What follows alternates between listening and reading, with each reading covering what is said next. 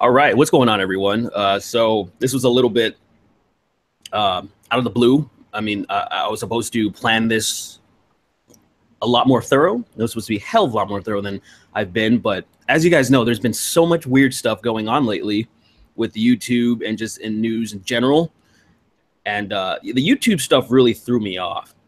You know, especially one of my latest videos, it got flagged, and it's been over 48 hours and I still haven't gotten an answer because I appealed immediately. And I haven't heard anything. I've sent 2 emails, like I followed up. I haven't heard anything, and it kind of got me really distracted. And I don't know, the best thing I'm going to do is I'm going to just keep posting, just keep seeing what happens. I know other people are getting already shadow banned or blacklisted, as they say. I've been seeing people just getting their tons of videos demonetized. Luckily, that hasn't happened to me, but that flagging was concerning because, you know, I was trying to figure out what it was, and I don't know exactly what it was. One thing I suspected was that it was possibly some people in the alt-right that were really mad because I took a few shots at them. But I mean, I took some shots at them before, and you can see in one of my videos where the like to dislike ratio, like it's still way more likes, like 3,000 likes, but there's like over 1,000 dislikes because of that. And they didn't flag the video or anything like that. So I'm thinking, you know, I'm pretty sure they wouldn't, you know, I don't think it was them. So what was it? Usually, I don't think YouTube, their MO is to flag videos. You know what I mean? So it's a strange thing, but I just wanted to get that out of the way and talk about, yeah, this is what, this stream right here is for my patrons. So if you are a patron, if you're a $5 and up patron of mine, you can have access to the Hangouts link, and you can jump on. So we already got 2 people here right now, and there would probably be more people, but like I said, this is very last minute, and I appreciate the guys jumping on right now. Humane, is that what you want to go by? Is that what you want to go by? Sure. Or you can call me Tim. I don't care. Tim, okay. And Raceland, what do we call you? That's how you pronounce it. You can call me Raceland. Okay. Yeah. All right. So Raceland and Tim. So I want to do this stream because so much weird shit has been happening. But one of the weirdest things was how Trump handled Charlottesville, where his first press conference, like, I was honestly, in my point of view, since normally I don't care that much about politics. Like I do, obviously, that I talk about it, but at the end of the day, a lot of times I'm trying to focus my attention to other things. So when he came on a press conference and when he said that there was like hate and bigotry on both sides, I personally was satisfied. But I started seeing other people disagreeing and saying it wasn't enough. Even my roommate, me and my roommate, like, see eye to eye on so many different things. And he was kind of like, I don't know, man. He thought Trump fucked up and didn't go far enough. And so starting with that, what did you guys think? What did you think? So let's start with Tim. What did you think when he did his first press conference? His first I guess his first press conference, the things that he said seemed spot on. It seemed like he wasn't picking a side. He wasn't. He was condemning both equally for the violence and the, you know, just the atrocities that had gone on. But that was before the whole car attack, and it seems like after the fact, like I can understand where he's coming from, but I think he said a bunch of statements that were outright untrue. And yes, he was trying to defend the movement, but he did it in a way that looked like he was also defending the actual the racists and all that. So, yeah. I mean, it wasn't as articulate as he should have been, but the way the whole media has been handling it is just like, wait a minute, were you guys paying attention to the whole thing, or are you guys just focusing on those little sound bites and those little clips that you're taking, and you're making it seem like he said something completely different? Oh yeah. Hold on one second. Raceland, you got. Oh, you still have. Oh, you switch over to your laptop. Is that what's going on? Yeah, to switch over. Look at this fucking guy. He's wearing. You're wearing my shirt. This dude is wearing my merch, man. I appreciate that. That's what I'm supposed to be. You know, hockey. I'm so fucking bad at chilling, right? I'm supposed to be like in every video. I'm supposed to put it at the beginning, especially because that's the best way to make up for the money lost from like YouTube and shit like that, is just, hey, you guys have something, and you also, it supports me simultaneously, and I think it's a pretty fucking rad shirt. But anyway, Raceland, so what did you think about it? And what was your initial response when you heard Trump and how he handled the initial press conference when he kind of condemned both sides? Just, he was being vague, but at the same time he said hate and bigotry on both sides has no place in America. Yeah, I mean, I think he was, like you said, being vague just to kind of cover his own ass, and of course the media didn't, show that he was only condemning the other side, but of course the media didn't cover Antifa. So, yeah, I mean, even though he tried to come out and say he was against it, they're not really going to cover that. And even when they did, they just said, "Oh, it wasn't enough," Yeah, I mean, at a certain point, it was. We all know it was never going to be enough. Oh, I mean, yeah. I think that's one thing that we can kind of agree on. Where since they're completely, the media just absolutely despises him, he could say the best and most beautiful things. Like, say for example, I think that if Obama said the exact words that Trump said, even the first one, it would be like very good. Everybody would be like, dude, that's beautiful. We need to put America first. We all need to come together. Bigotry doesn't have, and this hatred doesn't have any place in America. All these things that, like, me on the surface, I'm like, yeah, sounds good to me. Like, what the fuck? That sounds like a pretty good message to me. I don't know. But I do understand now, hearing from some other people and other points of views. When I was hearing, like, say from a veteran and one of their a descendant of another veteran that fought Nazis. And they were like, no, we need to take a harder stance on these motherfuckers. And so I was seeing from a point of view that those people were just really furious. There's people like that. Of course, people on the far left were going to be furious that he didn't completely condemn them right away, right? But then I would see other people that are pretty level-headed that were kind of disappointed too. And then I was kind of seeing them like, okay, I understand where you guys are coming from. I understand that. And one thing that we're going to jump to the other press conference, where we classify the Antifa as alt-left. But before that, one of those, I wanted to kind of differentiate between like the Nazis that are, that were there. Okay, so we got another guy here, Dan. Say Dan.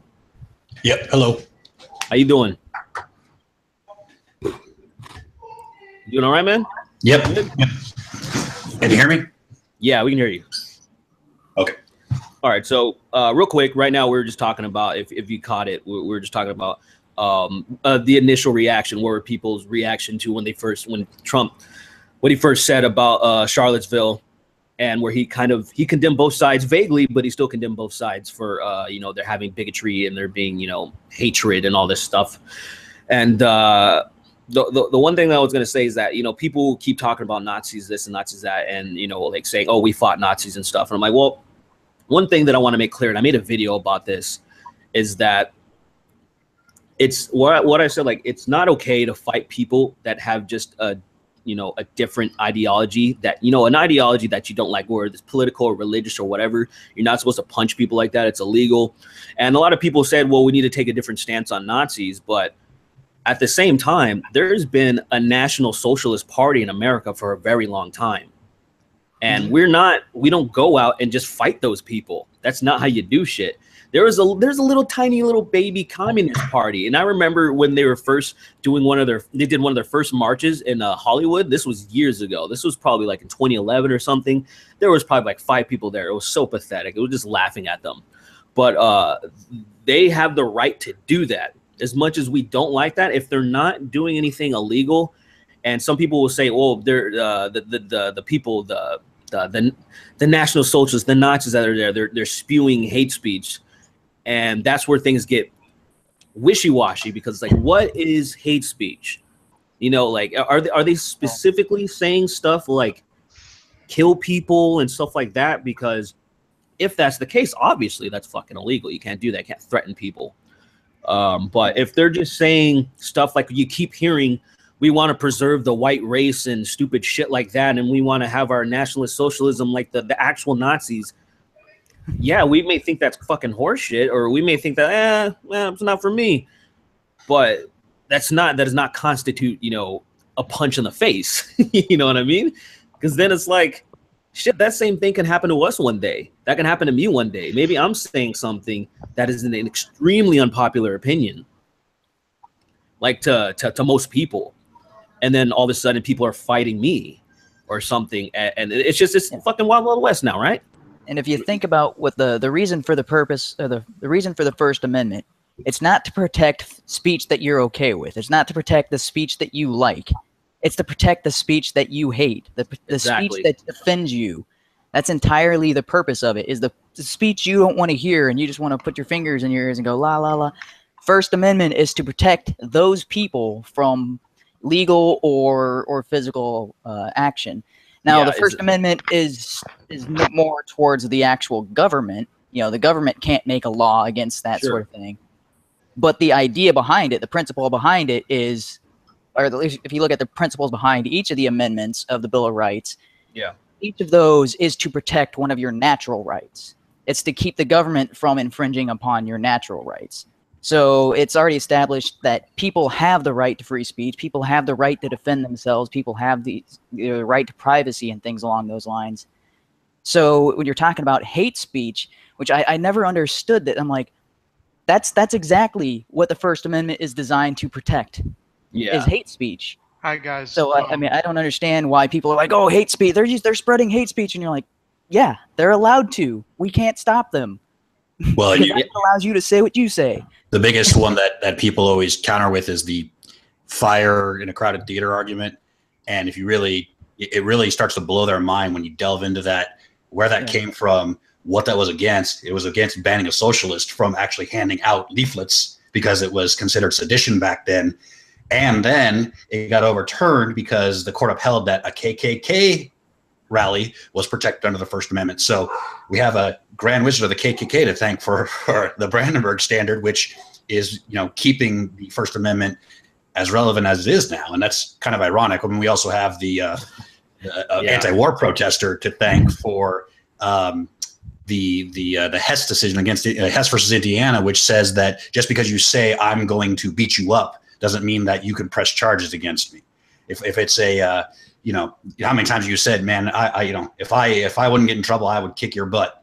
Just because you say you declare that you might do something illegal and don't state a time doesn't mean that you can get punished for it either. So it's weird, the spectrum that the free speech decisions have come from. KKK member, anti-war protester, and going all the way back to a socialist that started it all off.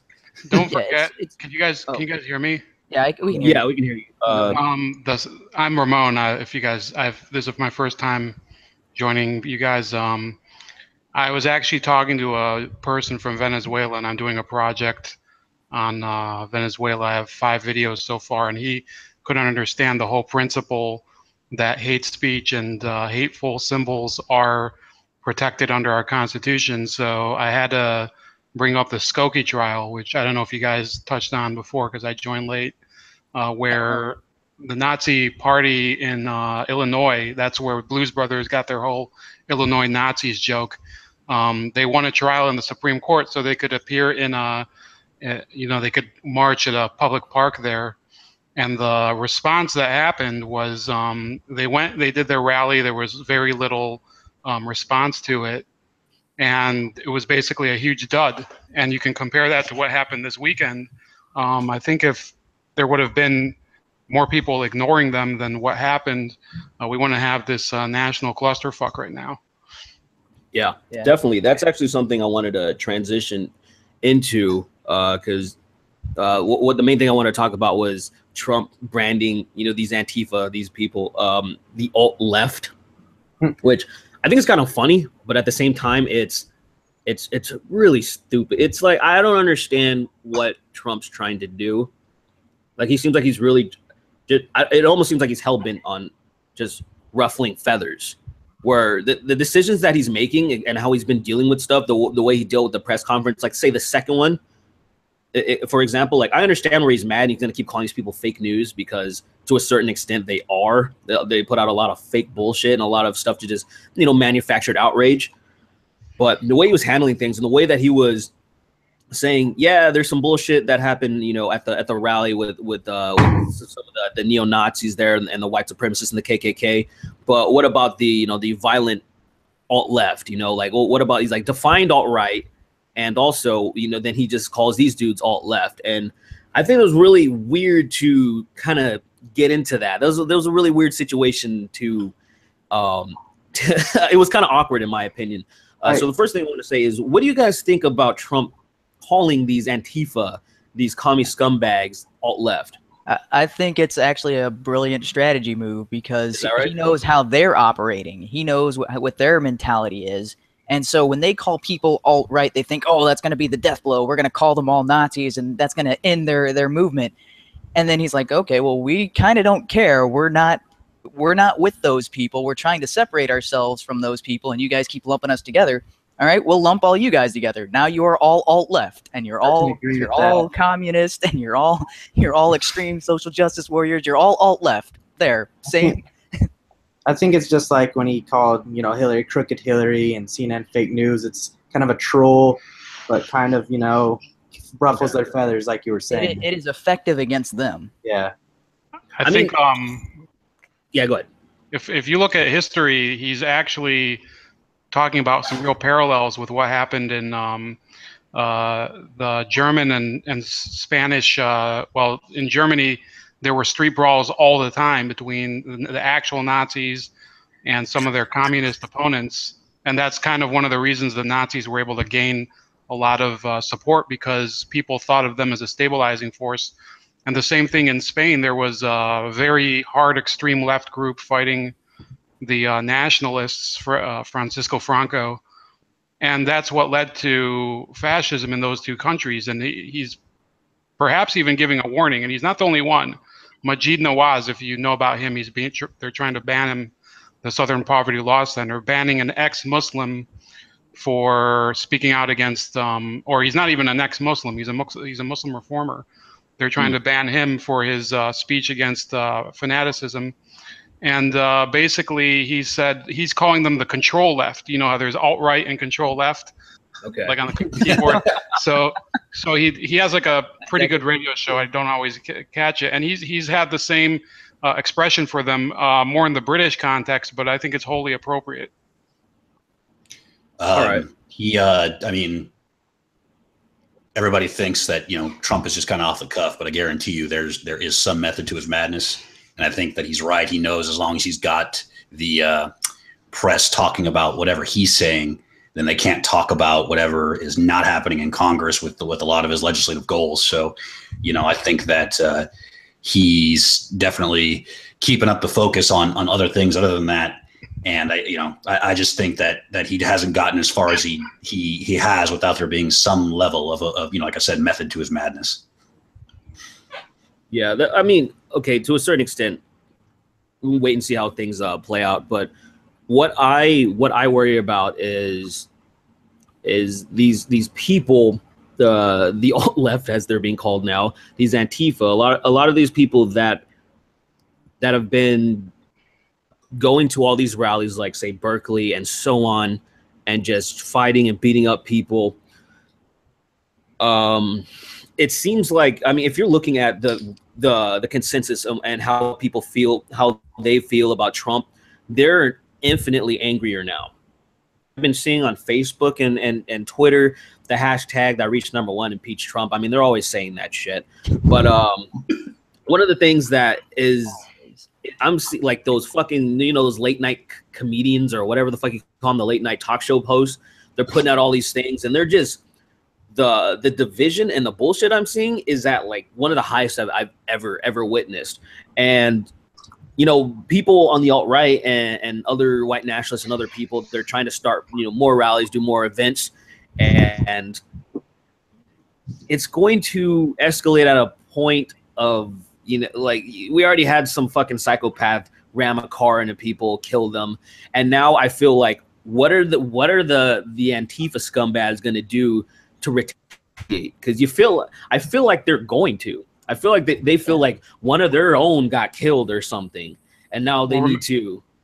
You know, remember that we're in August right now. Next month, all these colleges are going back to school, and white nationalists, they don't have a foothold there. It's all Antifa types, and I mean, I think that the white nationalists, they're not going to disappear, but all of this disruption. I made a video yesterday, but I could have done a video that was 5 hours on all the stories that are on campus reform of these schools. There was one, Cal Berkeley, that's doing different orientation programs for every single ethnic category, and that's what's going on. So I think that there's going to be an issue now with Antifa filtering back into the schools, and that's in every state. You know, if you're in a state like Missouri, remember that Missouri, by and large, is I'm not from Missouri, but it's by and large now a red state, and they're dealing with all that fallout from the Mizzou protests,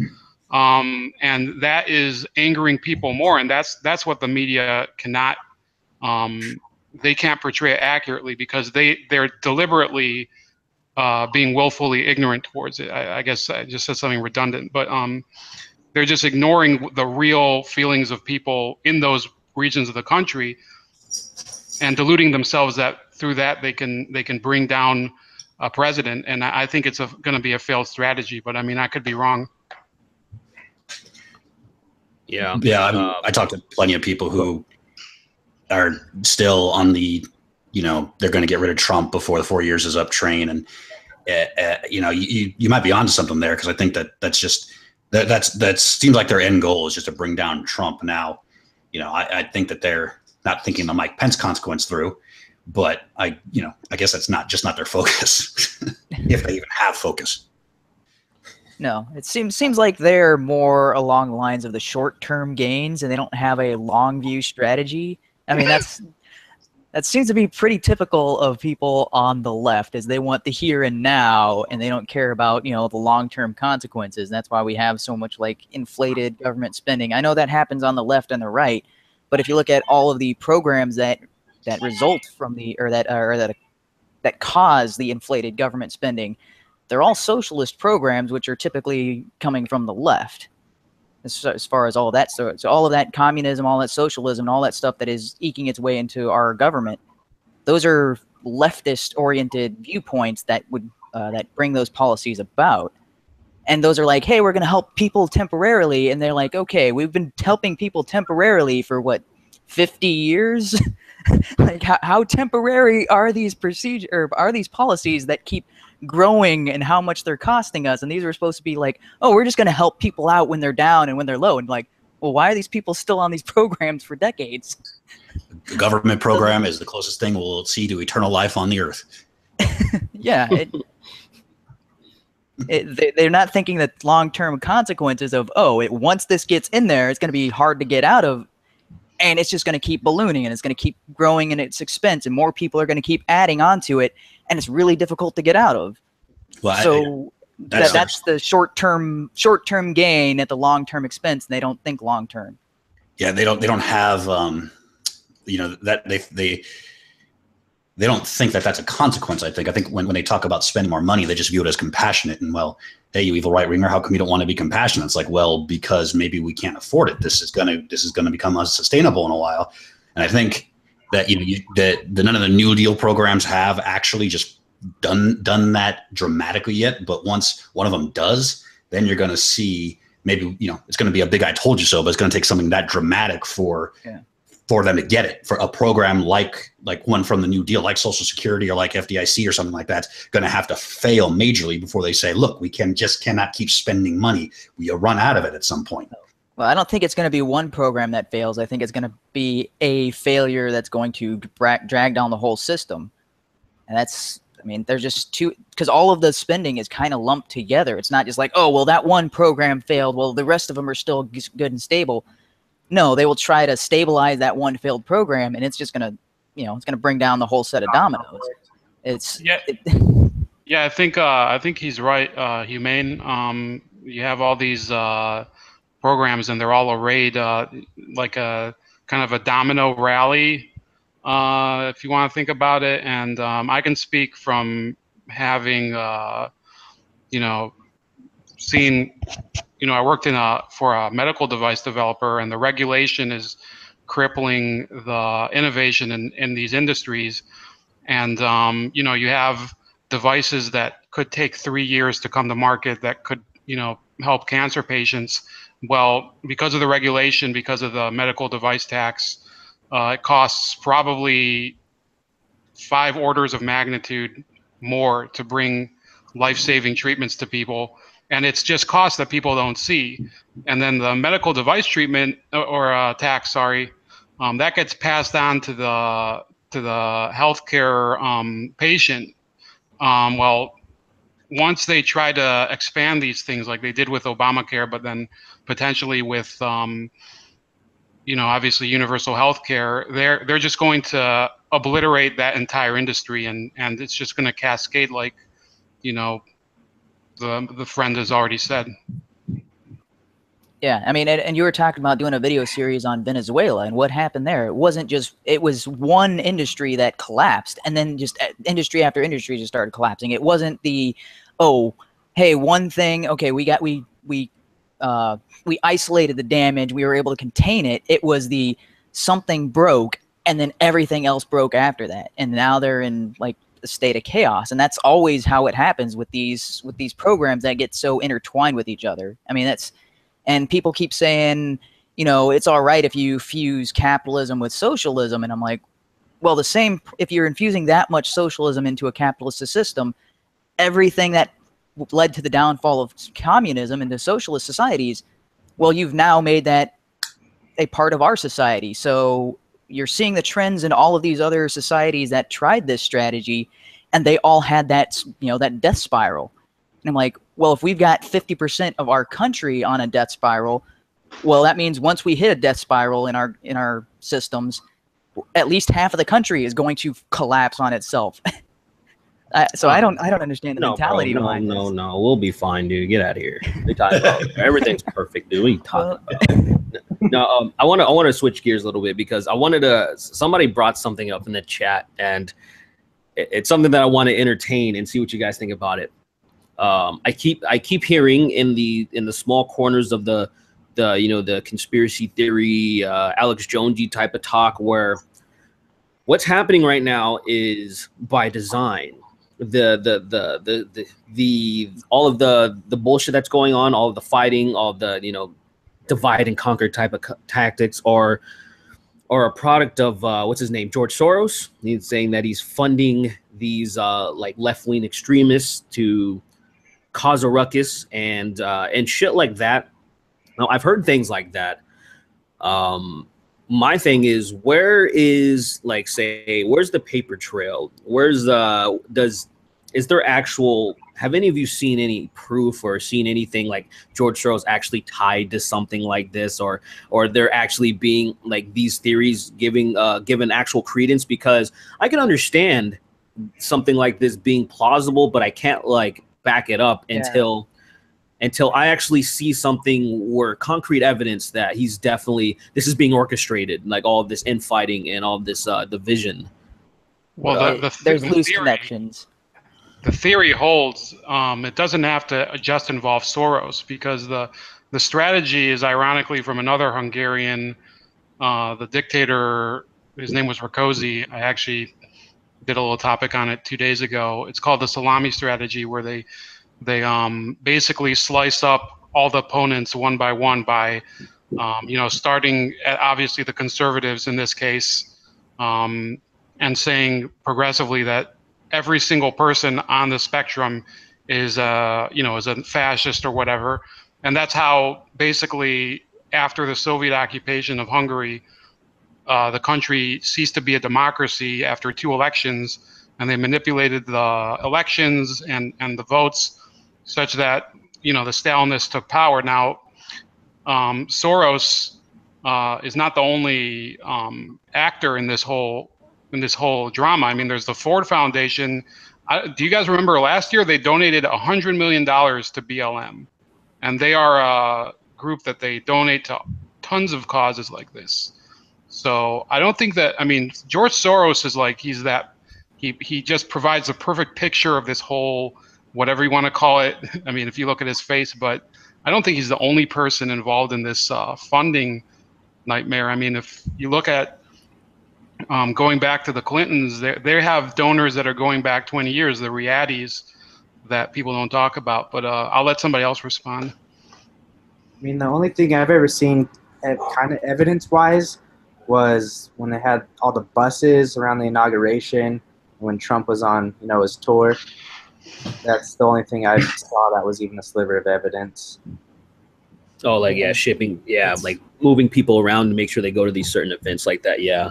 Yeah, I mean, I don't think they're that passionate.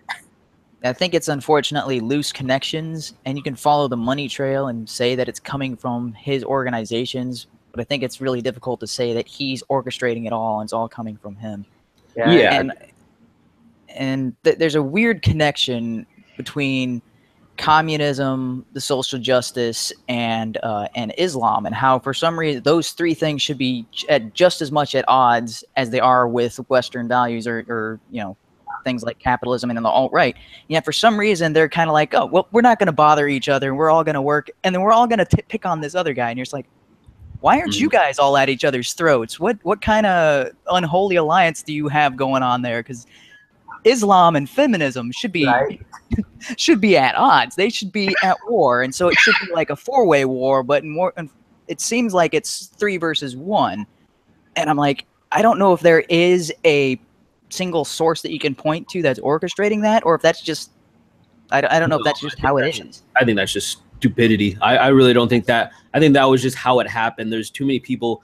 I've seen way too many footage or too much footage of people just sympathizing with Islam when like say people like especially like women that would be treated like absolute dog shit, like feminists that would be completely treated like absolute dog shit. The feminists that act up over here would have acid thrown on them if they were over there. Like, you know what I mean? Like they just don't, they can't put those connections together.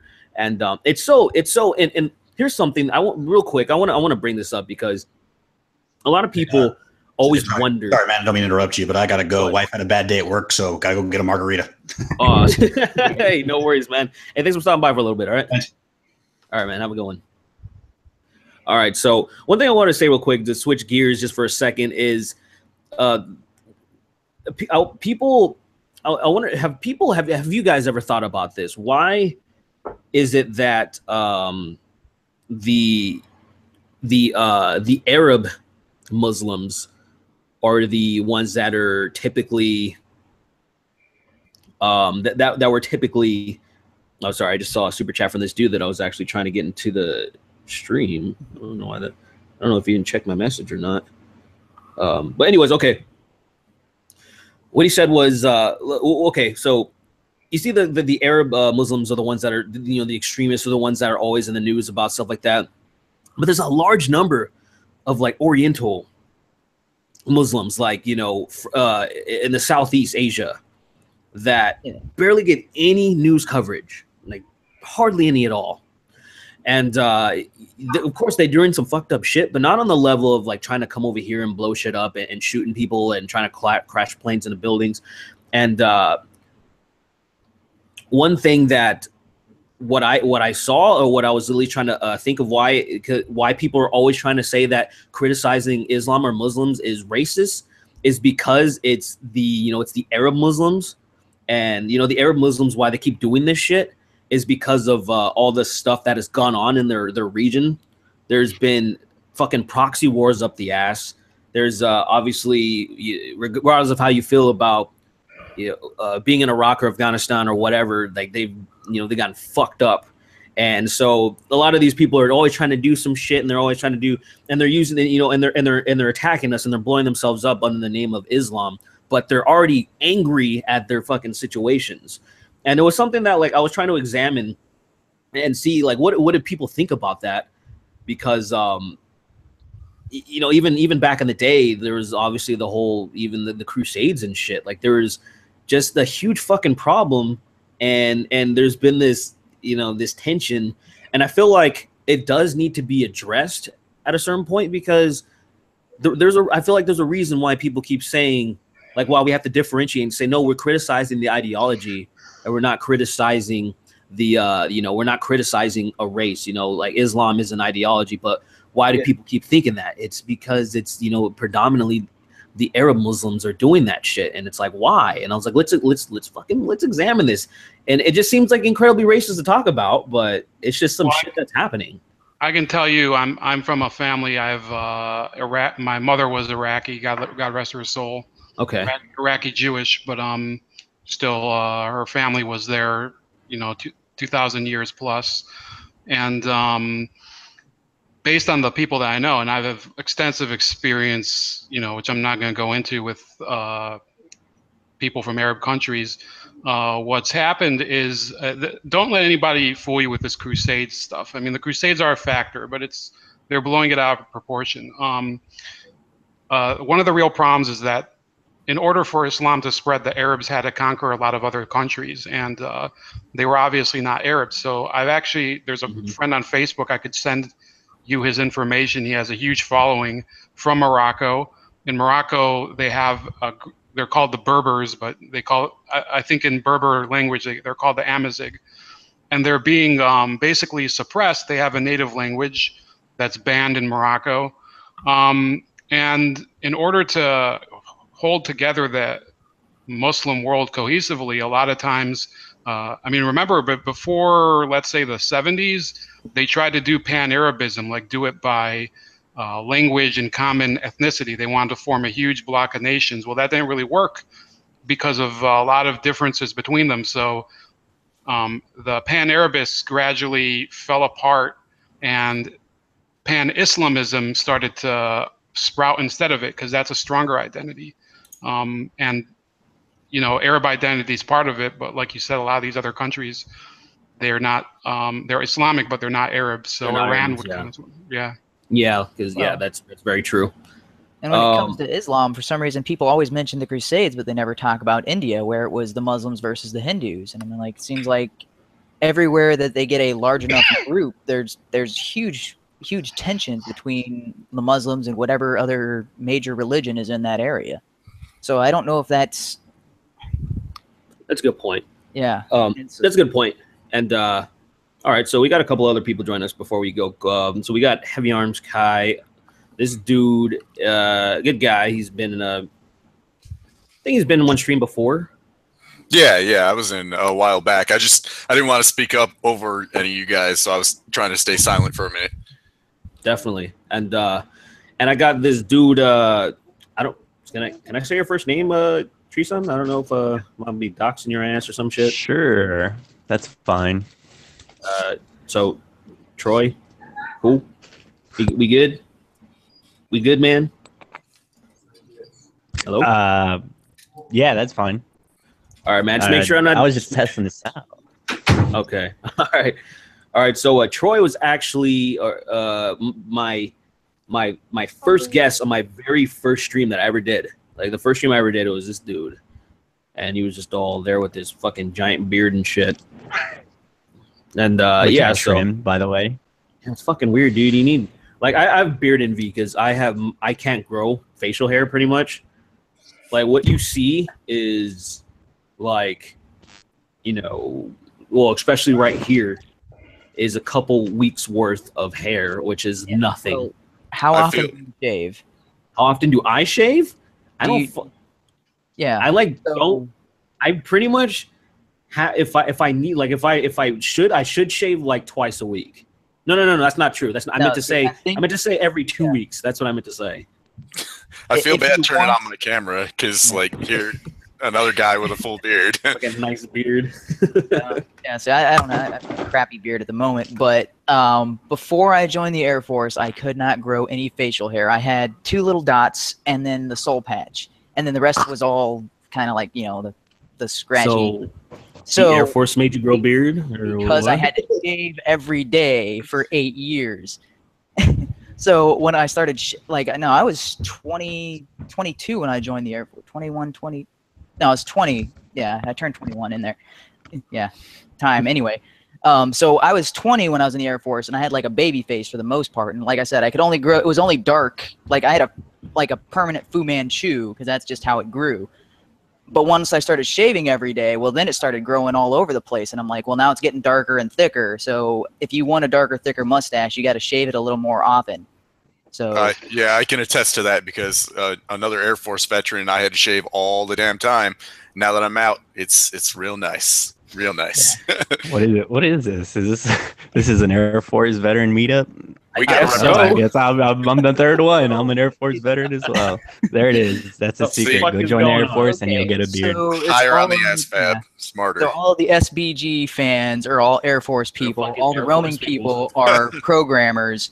All of the I forget who. Like a bunch of the there's overlap in the community, and I'm like, wait, why is it all like the Air Force and programmers and all this, like all the people that are similar to me are on these sides? And I'm like, maybe that's not a coincidence. Similar views. Just good people, similar views, good people. I've always had a soft spot for military and people in them, and I always say when I was really paying attention to politics and seeing, like, for example, when I was pretty heavily in the Libertarian Party, say back in 2010, 2011, and a lot of that, and I was actually I was putting my chips in for Ron Paul because I'm like, you know what, dude, like I don't see any.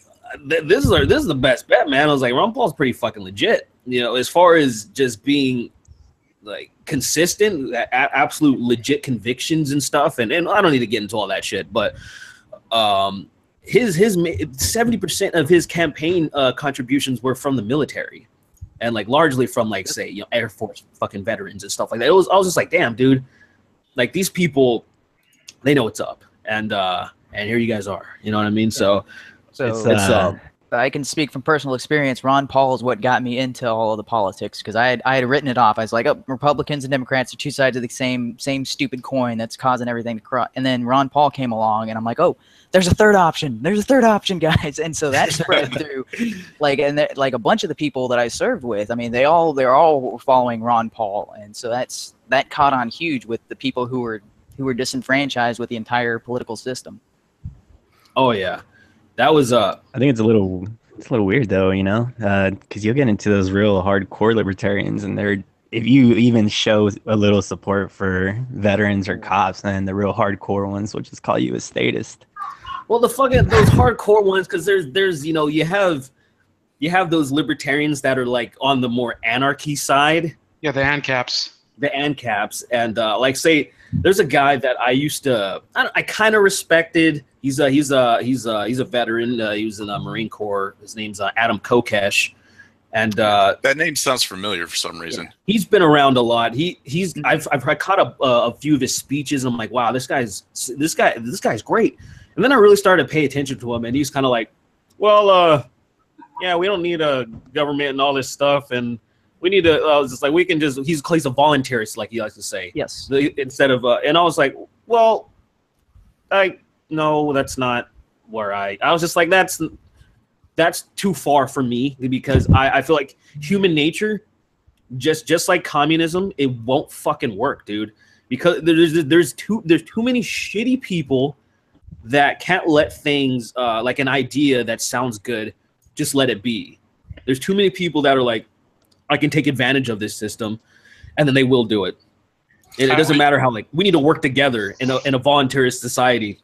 I would say that I also was pretty stoked when Ron Paul was running, but the other figure that I thought, he kind of gives a different spin on it, Nigel Farage. He's not quite a libertarian, but he's in favor of local control. And the idea is, if you want to have government be responsive, you have to keep it local and very transparent, as opposed to having people that are unaccountable, is that word, bureaucrats over in some foreign capital.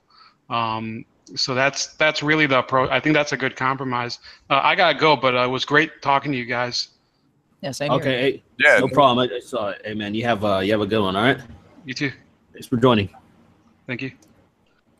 Yeah, along with that line of like discussion too, like I was thinking about it today, and there are just so many different people with so many different views that all think their view is the right view, that it's so hard for like us to try and find a way to make all that like jive and come together. Like, I mean, lately I've even like blocked several people on Facebook lately because so many people over all these stupid riots and all these liberals going crazy, the Nazis going crazy, what's covered under the First Amendment, what's not. It's like, dude, I can't handle this shit anymore because everybody says I'm right and you're wrong. And it's always coming down to, well, my feels. And like, you never get facts. Just, I'm convinced that I'm right and that's it. To where it's like, man, we need to slow the hell up, back the hell up from our feelings, and just try and look at the other person's point of view. Because liberals may have they have some good ideas. Not everything that they say is bad. And it's the same with conservatives. Conservatives have some good ideas. Not everything they say is bad. That's why, like, anytime somebody tries to identify you based on like your opinion, like saying, oh, well, you're a liberal. And it's like, well, no, I'm not really a liberal. I choose not to identify as any of them because I pick a little bit out of every single camp. But like they don't know how to separate themselves from that idea. It's just like if you talk about like religion, like if you offend somebody, like say something negative about like Christianity or something, that offends that Christian because they identify as that religion, just as a liberal identifies as that like specific political position. And like people got to be able to like separate themselves from that if we're going to have any sort of discussion about this and like make any headway. Yeah, at least listen. Yeah, dude. Absolutely, man. That's something that's so important. It's crucial, and on the liberal camp, it's something that I try to. I just say, like, Facebook is absolutely fucking toxic. And it's yes. I took on your video. And I live in Southern California, and I grew up with a lot of friends that are. I grew up with a lot of punks, actually. When I was in high school, like the middle of my high school, there was a huge Orange County punk movement. It was really just came back roaring, and a lot of my friends got into it. I slowly got into it because a lot of the lifestyle and shit, like I thought it was fucking retarded. A lot of stuff that they were into and what they represented, and like say, and the whole anarchist fucking point of view, and a lot of stuff that I was just like, anarchy in the UK. Yeah, and I was just like, this is posers. And I was like, hey, the music's pretty good. The atmosphere is cool. I like circle pitting and all this stuff. But a lot of these people grew up, and they're the same people that think it's a fucking brilliant idea to just walk up to somebody doing the Nazi salute and beat the fuck out of them. Like, they think it's absolutely justified. And I'm like, that's unacceptable. Dude. I'm like, we can't, like, we're fucking grown. We're adults, man. We gotta act like adults. We can't do that. You know, you can't do that. Like, what would it be okay? Like I said in a Twitter video, would it be fine if I just walked up to a Muslim while he was praying? You know, praying to Mecca and shit, and I just kicked him in the fucking face? Because you know what I mean? Disagree with his position. That's so stupid. I'm like, we can't do that. We know we can't do that. So why are you saying this shit? Like this, it's fun to, I guess, to fantasize about that shit, to fantasize about punching Nazis and stuff. I'm like, don't get me wrong. If I were 16 years old, maybe I would be fucking running in there and fighting some people, knowing that I'm gonna get a slap on the wrist or something. Well, because you don't know any better, because you're young and dumb and full of something. You can say it, man. You can say "cum" on the stream, man. Cummies, right? Yeah, cummies. There you go. So it's one of those things, man. Like, people are like, "Oh, you're defending those Nazis," and I'm like, "No, I'm defending Americans' rights, dude. That's all, dude. That's it. Like, that is the dumbest, the most idiotic argument I've ever heard. You are defending Nazis, because that's another reason why I've pretty much quit Facebook, because yesterday I got in a huge ass argument over that and was called a Nazi to the point where I just started making Nazi jokes just to be like, all right, fuck you. I can't reason with you. Yeah, it doesn't matter what you do. And it used to be the case where it was kind of a common theme with the military. Is like, I don't agree with what you're saying, but I will defend to the death your right to say it.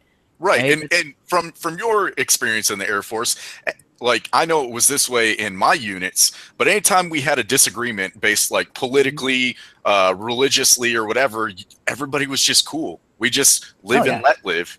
And like I don't understand why we can't do that in the civilian life. Because like when the chips are down and you have to, everybody pulled together in your military unit. Even if you hated each other, even if you wanted to beat the shit out of the guy, you still knew that he had your back. Yeah, I mean, go ahead. Never got into a war situation, thankfully, but as far as the day-to-day job, yeah. So we'd have our disagreements. We'd meet up at each other's houses or whatever, and then we get into these huge arguments and stuff like that, and walk away being angry with each other. And we show up the next day, and we're working side by side, and it's like we're able to separate that from what we need to do to get the job done. Yeah, well, that's something I'm not seeing on the outside. It's like when they punched Richard Spencer. I don't agree with the guy, but I don't believe he should get punched in the face, you know? Yeah, the dude was fucking standing there giving an interview, and then he got fucking punched. I'm like, how is that? Like, how is that? Just because you don't like what he represents? That's not how we fucking handle shit, man. It's not how. No, like if Richard was fucking, marching with a bunch of Nazis that had fucking guns and they were invading America, I'll be like, kill him. That's a different story. Yeah, I'm like, get him. That's where it crosses from speech to action, and that's where you draw the line. Like, well, it's like, go ahead. Sorry. Go ahead, man. No. Well, it's like neither of you guys is gonna go on. I'm gonna say. Well, I was just gonna reference. It's the reason that like people like Milo Yiannopoulos, like I only agree with like maybe one or two things that he says, but I think it's the reason why he blew up as much as he did, because he took advantage. Like I'm sure he just played it for popularity, but he took advantage of the fact that people were realizing that all you have to do is let these people act a fool, and they're gonna like make it to where their movement has just no one backing it up, because everybody's like, these guys are assholes. I don't want to support this. These guys are douchebags. I know. But Milo's book sold good after freaking what was that college? Brexit? No, not Brexit. Oh, Berkeley. Berkeley, yeah. His book's probably like high seller now ever since that. Oh, Dangerous. I've got it around here somewhere. Dangerous, right? You talking about that one? Yeah, I'm reading through it, so I guess it's. Can you talk about Father Maxey and all that experience? I wonder. I haven't got around to it. I actually have a couple of other books that are in my queue. Fucking interesting. And but I did want to read that especially because of, like I said, the buzz that Barnes and Nobles and all these other places won't even let him put his book in there. Oh yeah, that's ridiculous too, because like he's still selling like crazy, and like it's a top seller, and they just won't allow it. That you can't tell me that's not politically motivated. I know, Absolutely. Yeah. As a business, that's financially a smart idea to sell it, but they're letting their feelings get in the way, and now they're losing money because of it. Yeah, I saw something. I think it was yesterday on Twitter. Somebody posted. It was like to start a job application process. So you weren't even in the application first, but the first thing it asked you is that are you against like Nazis or something like that and white supremacists? And then it has two answers, and it says yes. Why are we even bringing this up? Or it says no. And then if you select no, it says thanks, but no thanks. We don't want you here. Like it's just immediately. God. And I'm like, I can't fucking believe. Well, that shouldn't even be a question on an application. That's what I'm saying. Like just to even, you have to completely make sure. Like these people, I'm like, what the fuck, man? And think about it. Do you think some Nazi is stupid enough to be like, yes, I'm a Nazi? You know how many? I can't even imagine how many racist people I've worked with, that I just didn't know. Dude, I live in the Bible Belt. I mean, come on.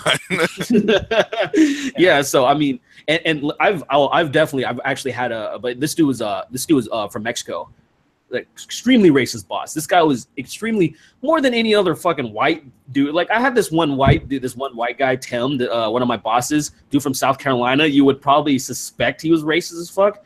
But he was one of the most down-to-earth and most hardworking people I've ever met in my life. And this dude would stay on your ass. And like I like to slack off in my old job because I was making too much money. I was making pretty good money when I was younger, and he would get really pissed off at me because my gauges, my fucking plugs, they were way bigger too. They were way bigger. I didn't. You made a video about that a while back, didn't you? I probably did. I probably did. I don't know. Everything fucking mashed it together. But but yeah, so this guy was cool. But this other Mexican boss that I had was fucking. He treated me like absolute dog shit. And the other guys I worked with, they were Hispanic too. So they got all these privileges. They were always like talking, having a good time. And there was this one asshole that was always late every day. And it turns out they need to cut somebody. They need to let somebody go. And they didn't cut the new guy.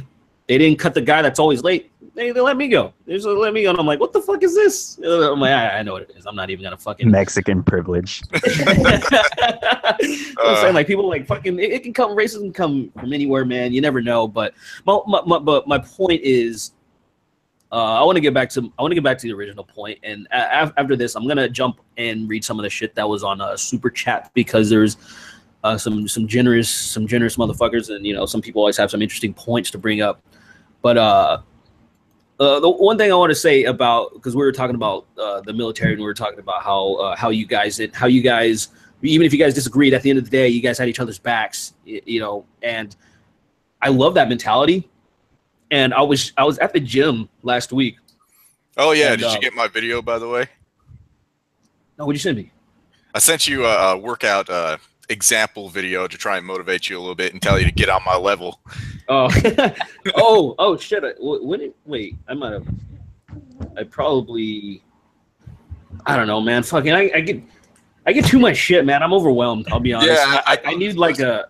I need a fucking sexy. Yeah, were you nice about it, or were you mean? I'm not wearing a song for you now. All right, you want sexy? That's not coming from me. Well. I'll go to a local strip club and be like, hey, can you do some like calf raises or something like that, and do some dips? That's what I need, man. That's what I need. Yeah. But no, okay. What I was gonna say though, I was at the gym, and I was talking to this Marine, and he was telling me, because we started talking about this type of stuff, and he said that he misses he was in the military for 8 years, and he said he kind of misses it, and he misses, like, say, how things were so disagreements were easily squashed, and he was saying that people weren't fucking complaining so goddamn much. Oh, absolutely. And he was like, dude, he's like, this shit sucks. Where like Facebook, social media, certain things, and you have to watch what you have to say, and some things that aren't even that controversial. Where like it's not that controversial to say don't punch people you disagree with. It's really not that. It's like at the end of the day, if we're talking about religion, people wouldn't even think twice about it. They'd be like, oh yeah, of course you don't punch Christians, you don't punch Muslims, you don't punch whatever, you don't do it. But then when it comes to, a nationalist socialist ideology, oh, it's open season. Go get a bat, go lynch them, all this crazy shit. And I'm like, dude, you guys didn't even know this. And I'm not talking about you guys, but I'm talking about the people that are saying all this shit. Like, they don't even know about the Nationalist Socialist Party, like that has existed in America for the longest time. Well, yeah, until it was on the news. Yeah, and my whole thing is like, they were minding their business, spewing their bullshit, and abiding the laws and not doing anything insane. So I'm like, that's how things work over here. Like, I don't give a fuck how you feel about them. You can't just go up to them and fight them. And I'm like, how is that controversial? Like, how I can't like. But there's another group that I kind of think would mirror this. I can't tell exactly if they parallel, but the Westboro Baptists, right? Yep. Yeah, they're protesting.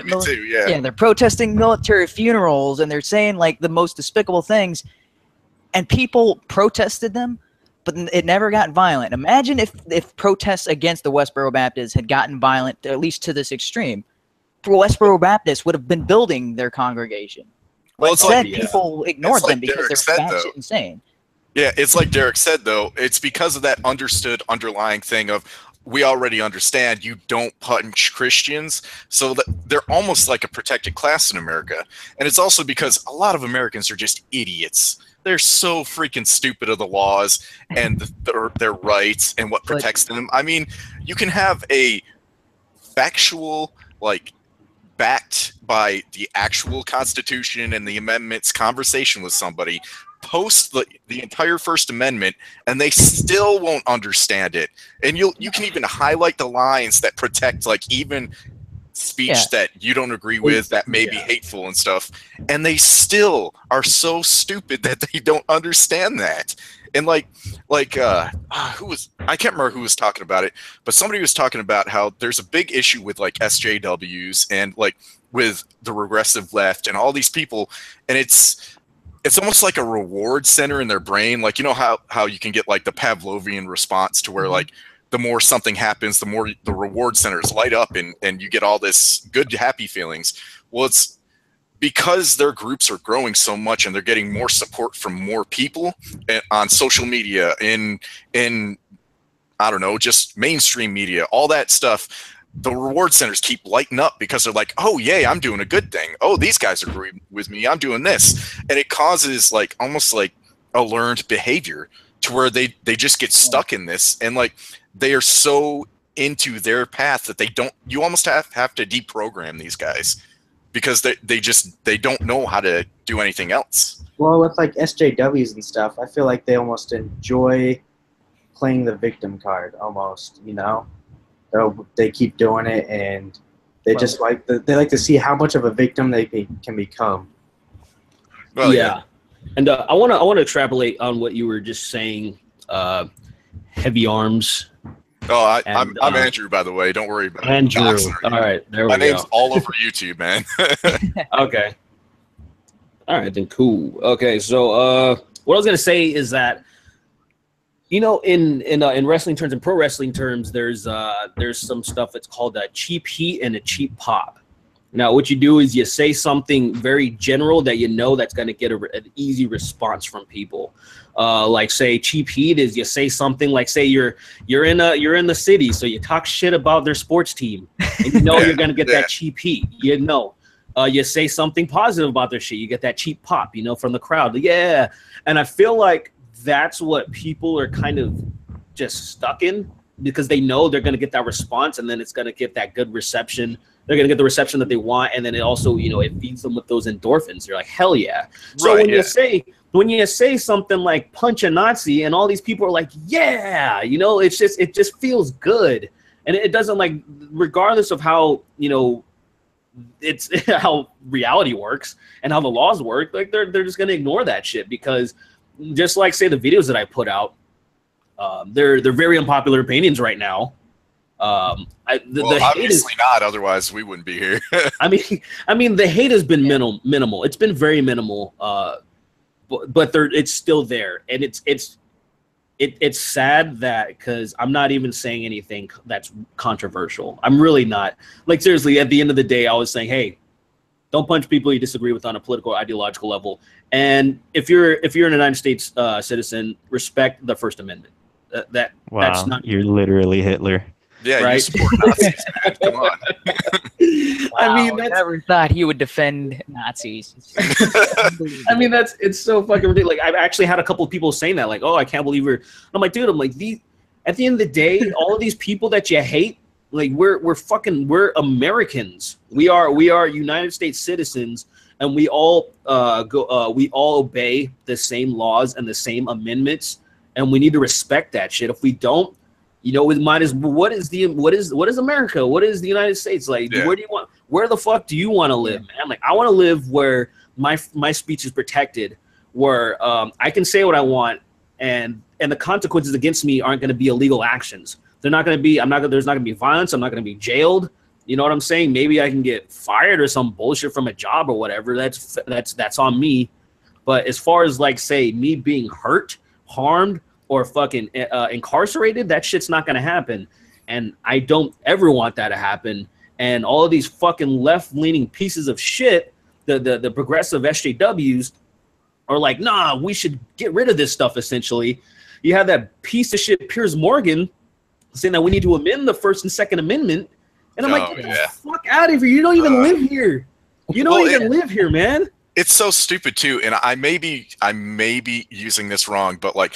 It reminds me of McCarthyism, and like from what I remember about McCarthyism, it's like you can basically accuse people of like being like the evil person and all that stuff without evidence. You can just accuse them. And like, it's like they're trying to change the First Amendment to where they can do that to people. And because like, hell, anybody that doesn't agree with these people is automatically labeled a Nazi. And that's why it kind of reminded me of that term McCarthyism, because they can just, without evidence, just go ahead and accuse somebody of it. And that is absolutely ridiculous. And like, a lot of people, like, they always say, well, why do you talk with these people? Why do you discuss it? And it's because, dude, if we don't say something to these people and just let them run wild, they're going to destroy our damn country. And I don't want to sound like some like Republican, like, my country, let's get our guns, NRA or something, because like, I'm really not. But that's literally what will happen if you let either side, like the Republicans, the Democrats, the liberals, the whatever, if you let them run wild with their stuff and it gets to a point to where it's causing actual harm, you have to speak up. That's your duty as an American citizen, to speak up.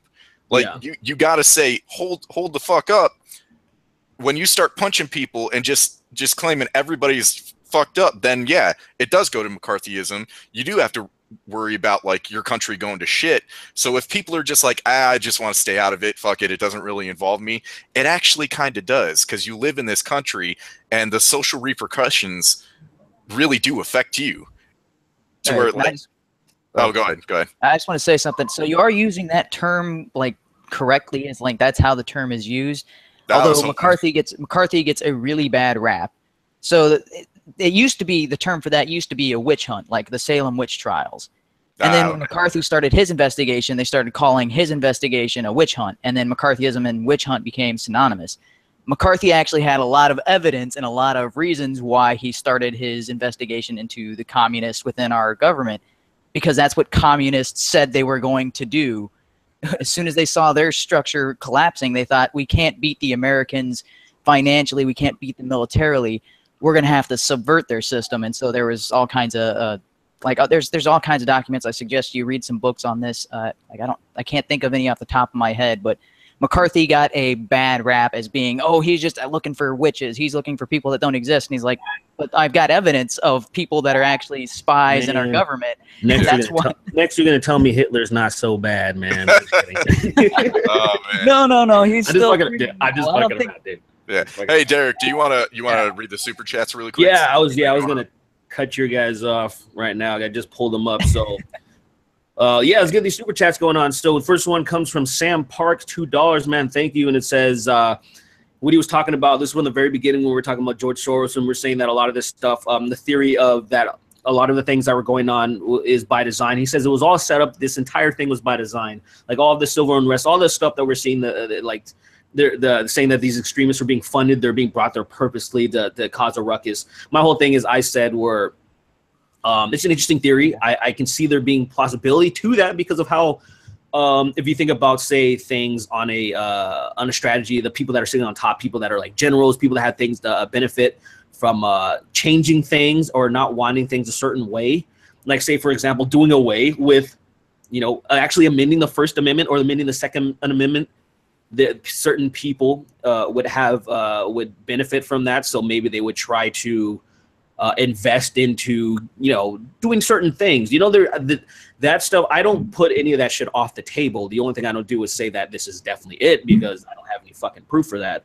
But that was what was going on. Say a couple of you guys were here when that was brought up. What do you think about that? What do you think about, say, for example, like they said, there's evidence that, for example, that George Soros is given like Black Lives Matter like $100 million or some shit like that, like $100 million or whatever. What do you guys think about that shit? It's unfortunately a lot of loose connections, and so nothing illegal that we can kind of prove. So it's a bunch of either coincidental relationships or what's the other word? Or loose connections that you're like, okay, well, there's obviously a connection here, but I can't prove that there's a connection there. And then there's another loose connection here. So it's like you're pulling on strings, and everybody else is looking at you like you're Charlie Day from Sunny in Philadelphia, and be like, what are you talking about? Great. Yeah. You're like, they're all connected, but I can't prove this definitively. Yeah, you pretty much hit the nail on the head right there. Like, I couldn't even add any more. All right, let me move on then. So we got $10 from Randall Benoit. Oh, Benoit, you from Canada, dude? Bet you're from Canada. Got to know you're from Canada, just like Chris Benoit, that guy that unfortunately murdered his wife and kid and shit. It's so tragic. Yeah, hopefully, hopefully this one doesn't do it. I know, Randall. Stay safe, man. Stay off the roids and don't wrestle too hard. All right, so hey SBG, I enjoy your videos, love your objective views. I try to be objective, but it's impossible for anyone to be completely. See, calling it like it is. It's a shame that the truth is a punishable offense now. Keep fighting the good fight, sir. We have your back. Appreciate that, man. Let's see. The Geth. All right, Mass Effect reference. I love that. $10. It's so funny that most of Trump's biggest cheerleaders think Richard and Duke are deep state plants. Do you think there's truth to it? Them and the media play off each other perfectly. No, I just think I think they're genuine, especially David Duke. Richard Spencer, okay, I understand how some people would think that because he kind of came out of nowhere, where Richard Spencer has been around for a long time, but nobody's ever fucking heard of him. And then just like a year ago, all of a sudden, he's like always in the public eye. So I think some people are like, that's really fucking weird. But I can say the same thing about Obama, though. Nobody remembers Obama as Senator Obama. Nobody fucking remembers this guy before he ran for president. It just sometimes that shit happens. People just spring up when they're ready to show their faces. It's because he claimed to be like the leader of the alt-right. So yes, right. He jumped out in front and was like, "This is me. I coined the term. I did it. This is me." And I mean, I guess as far as it goes for him, that's smart. But I think that's unfortunate for a lot of these idiots because I think Richard Spencer's a fucking moron. And, yeah, absolutely. So I don't think they're plants at all, but I understand that how the way things are going, you can probably think that. You can be like, man, these guys are fucking things up and yada yada and blah blah blah. So yeah, no, I don't. It's really hard for me to subscribe to a conspiracy theory, man. There really needs to be some definitive proof. Not like back in the day when I was actually pretty when I was looking for answers and I got tricked by Alex Jones at one point. He definitely the X-Files music. I know I should put it on. Gay frogs. I think with Spencer, it's more like the Streisand effect, where it's like, don't look over here, don't look over here. What's over there? Ah, crap! You guys all looked over there. What are you? All right. Yeah. Like the more you try to tell people to avoid it, the more they go to it. That's very true. Yeah, the Streisand effect. You're right. Let me see what you got here. $5 from, I don't even know how to say this, Sanguini Math Gamhen. I don't even know how to say that. But it says, what are your takes on tongue-punching turtle caves? Ranting Monkey and Sprite Live don't condone my actions. What is that? Oh my God. Guys? I think that's licking ass. Is that tongue-punching turtle caves? Is that what they call it? It's tossing a salad. That's it. Ranting Monkey has been posting that or telling other people to post that for. Okay. Oh my God. I've talked about this in a few streams actually, because I understand how a lot of people would be against it. My thing is that because a lot of people and a lot of people unfortunately they're not as clean as they should be, right? There's a lot of people that they're on the go. Sometimes the sex is spontaneous. And my thing is you have to be fucking showered up. You have to be just clean as a motherfucker, So if you're gonna go down there, you want to fucking eat some ass, dude. Like you have to make sure that shit is fucking spotless because it's just like anything, like other parts of your body can be fucking just dirty as fuck, man. Dick cheese and all. If you're not showered and stuff. Oh God. So motherfucker, you need to be clean. And I will switch gears because I don't want people to get too weirded out. They're gonna freak me out. By the way, traps aren't gay.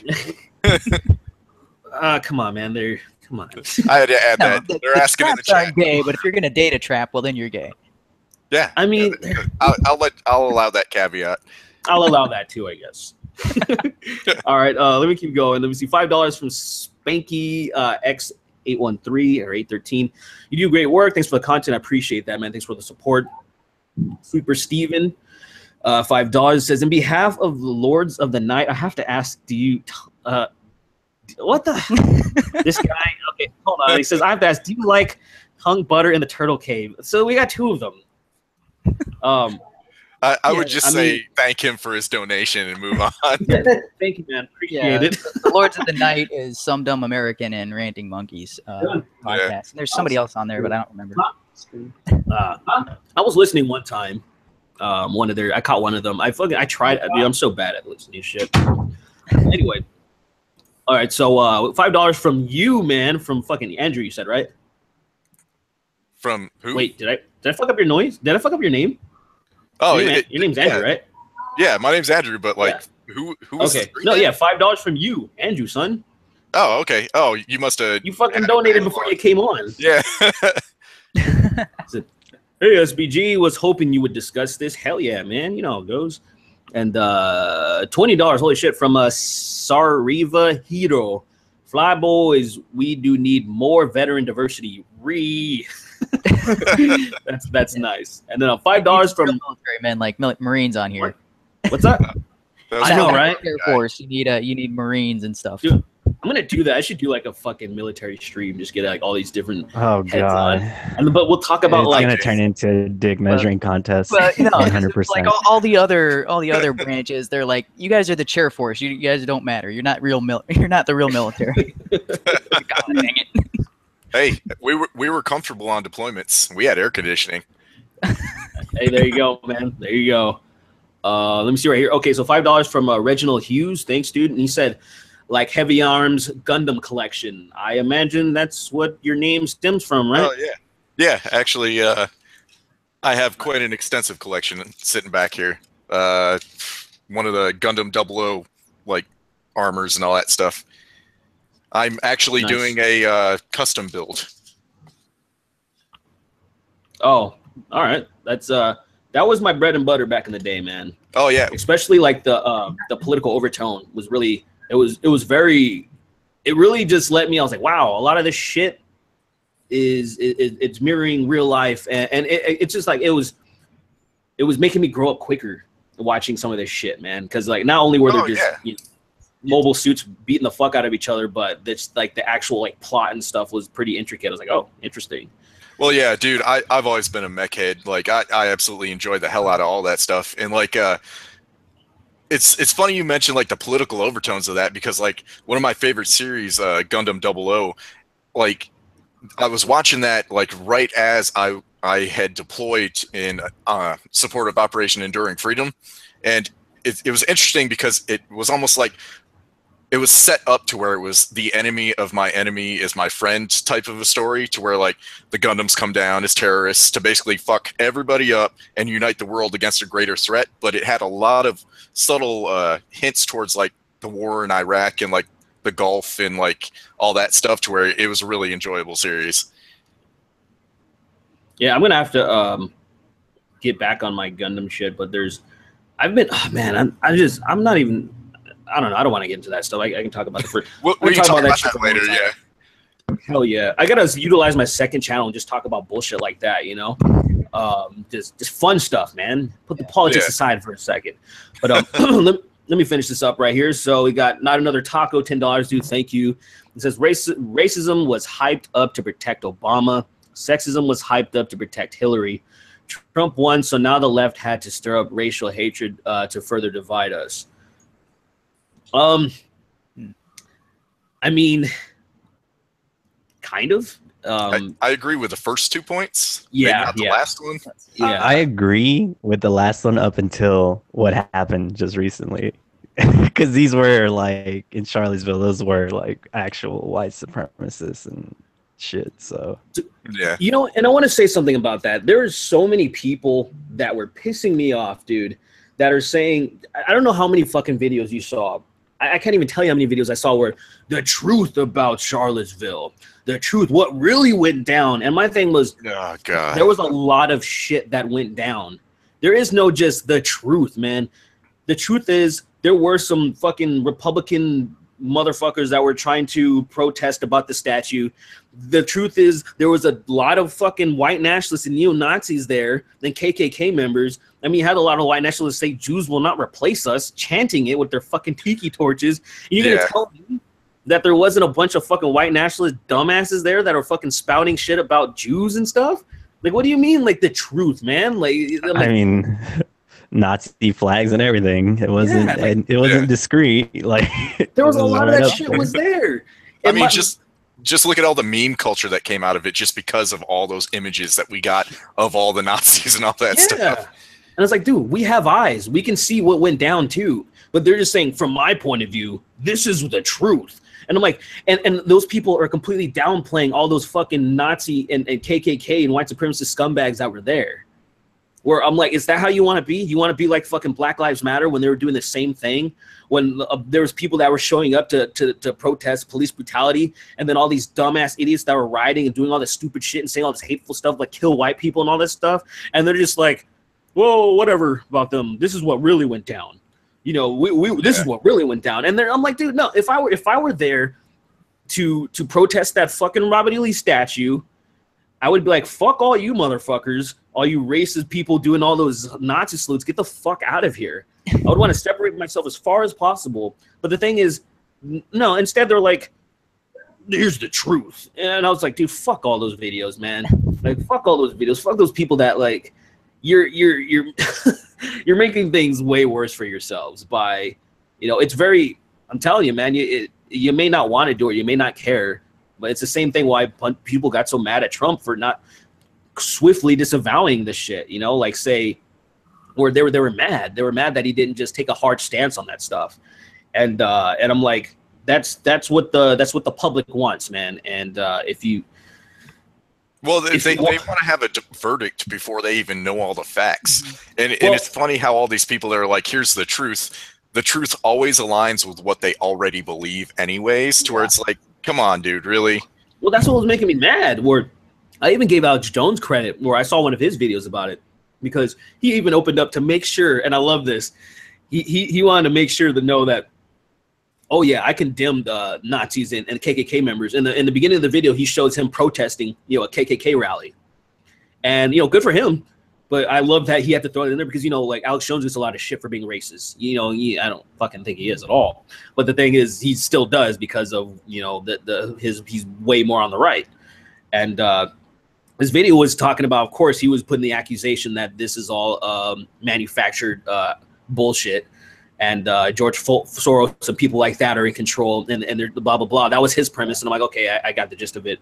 But he was even he was being honest, like, yeah, there was a bunch of dumbasses there. There was a bunch of fucking racist scumbags that were there. And I couldn't believe some of the videos that I saw of just completely downplaying that stuff. I'm like, bro, like, I mean, at least just admit that shit was there. I mean, you don't have to say that you were a part of it, but at least acknowledge it. At least acknowledge that there was some bullshit that went on. I'm like, what the fuck were all those pictures, man? Like, what were they? Were they photoshopped? What was this? Yeah. But there was too many of them. Videos of people chanting stuff, and you're like, wait, did they seriously chant that as a group? Oh yeah, yeah, man. Yeah, and I'm sure there were bystanders that were there that were just had all that testosterone in them and didn't realize what the hell they were saying until after they calmed the hell down. Yeah. Like, wait a minute, what were we just a part of? Like, it's that mob mentality sort of thing. Oh yeah. Yeah, where it's like when you're part of a group, you'll do weird things, and you're like, wait, why did I do any of that? Yeah, it was dumb because I saw a lot of people that were I saw some people that even got mad at Ben Shapiro because Ben Shapiro was pointing out some of that stuff, some of the bullshit that went down at Charlottesville, and there are people like, "Oh, you're just arguing from a place of feelings." I'm like, Ben Shapiro, like, he doesn't do that. Like, Ben Shapiro is like the antithesis of fucking feelings. He's a robot. Yeah, like and so I'm like, they're just, you see the people that are just fucking mad. They're mad as fuck, man. And I was like, oh, okay, sure, there you go. But the whole thing is just like, hey, just be honest. You know, sure, you can make those stupid videos and you can be biased as you can be as biased as you want, but you know, I'm not gonna respect you, and most people aren't gonna respect you if you're not gonna fucking look at things objectively. And those truth about videos are just 100% subjective. And you can tell if you look at the comment sections of those type of videos. Jesus Christ, man. Like, well, there's like 20 or more of them, and they all say something slightly different. You're like, wait a minute. If this is talking about the truth, you can't all be right. Yeah, that's exactly like in this situation. I mean, The like, truth is completely subjective, depending on what you saw. Like there was people that were there and saying this is what happened. Yeah, there was a lot of videos of that. There's even Antifa fuckers that were there and have their point of view of what happened. You know what I mean? Like, it's I'm like, what are we talking about here, man? Like, what's so?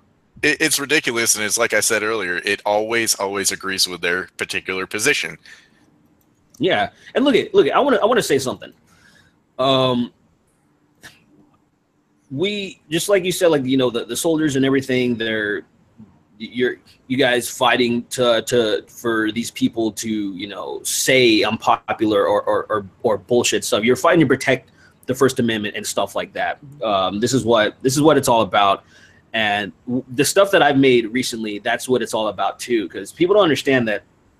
Oh, in the end of the day, it would be nice if Nazis there weren't any Nazis in the United States.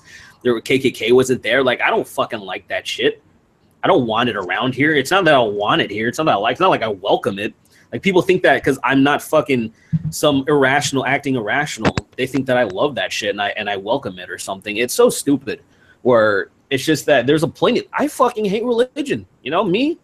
That's me. Like I have plenty of friends that are extremely religious, and we as far as those ideologies go, we're completely on opposite fences. But I still think they have absolutely every right to practice their religion, man. Like they get to do it. It's a part of the First Amendment. Even though I think that religion overall is fucking it's an absolute cancer to society. That's what I think. And what I think, I completely agree with that sentiment. And like, there's a lot of people that do, but exactly what you said, that's part of their rights to practice that. And like, I really, that's the thing I think we need to harp on the most is that we're not saying you can't do that. We're just saying you have the right to do that. And we have the right not to do that and to share our opinions either way. And like, that needs to be pounded home time and time again. That's why I made my latest video. One of them, that video that on Facebook of all places, because I just started utilizing my Facebook more. I've always been neglecting it because I fucking like Facebook, man. But it's actually like I posted that video, the one like don't punch people you disagree with or don't punch Nazis, and that video is doing very well actually because I don't. It's I'm looking on Facebook right now, and it has 77,000 views, over 600 comments, almost 2,000 shares. That thing's doing pretty well, and as I think people are, of course, there's a few people that were like salty, but it's overwhelmingly people understand. Even people that are just people that don't like fucking Nazis, which is 99.9% of the people that are watching and commenting on that, but they also understand. Yeah, that's the one I shared. That's the one I shared from YouTube, and I had to message you saying that they took it down. Oh yeah. Oh really? Yeah. Well, yeah. I think it's because I shared it from YouTube though, not on Facebook. Yeah, because on the what? I don't understand. Like I know that freaking Google and YouTube are literally turning into Nazis because they're silencing speech of others and stuff based on political opinion, which it's not just like hyperbole to like call them that. They are literally doing what I don't understand how like you can have a platform that says, "Hey, share your voice" and all that stuff, and then like hell, like people on Facebook or YouTube are getting like silenced just for like the most innocent stuff, and it's just because of those stupid bot searches that they might have said, "Oh, Trump," one time in a video, and because they don't agree with it, it's gone. And it's so ridiculous. I think it was Lauren Southern that had like most of her videos just taken down in one day. Lauren Southern's been getting fucked on multiple platforms. Yeah, I supported her on Patreon. Her Patreon's gone. Her Instagram just got taken down. For the then second reinstated and then taken down again in one day. Wasn't it taken down for the hedgehog pictures or something? Because they were fat. Oh yeah, she posted some regular shit. Oh my god. Dude, I've seen and Lauren Southern's biggest problem. Obviously that boat thing that happened, that was her biggest problem with Patreon and everything. There was that whole controversy. But her other biggest problem. I don't agree, but I see the point of view. Yeah, and my thing is another thing because I started noticing like Lauren and the people that she's surrounding herself with, and she's really like just like without. I don't. She was called alt-light before, but I think she's pretty much transferred to alt-right. Like if you look at the stuff that she talks about now, it's pretty much it's like there. And you look at her audience, like if you look at her comment sections and comments, like I like to read. I really like reading people's comment sections and seeing the feel of how their audience is and how they engage with people. Like say everywhere, and their shit like her audience are fucking like. They're the savage parts of the alt-right. I'm like, God damn, these people are fucking nuts. Well, It's just that they probably wouldn't let her talk about some of that stuff, so she probably left the Rebel just so she could talk about. That's a big possibility. That's a big possibility. If you look at it, like you see these people who are being let go by their companies, like Tommy Lauren and Lauren Southern. And it's weird because they get, they lose their company and then they start pondering to whoever, watches their stuff the most. So, well, yeah, I'm sure that's probably what happened. That's actually a really good point too. Because like a lot of this thing, it's like the victimhood culture. Like Anita Sarkeesian, the only way she can stay relevant and pay the bills is by keeping that victim mentality going. And I think it's the same thing with like Lauren Sutherland too, because like she's getting hit in a lot of financial places. Like, I mean, she's getting her Patreon hit and all that stuff. So I'm not saying this is 100% the case. It's, I mean, I have no proof of it, but it would seem more than likely that she's trying to do this to kind of keep her base solid so that she can, keep paying the bills. Yeah. And if she has to go more to that particular group, I could see how that would help her, bring home the bacon. I mean, that's definitely a possibility. I mean, I the only way we would know is if she said it personally, and she would never, say that unless. I mean, I can always message her, but I don't, what's really none of my business. You know what I mean? Right. Yeah.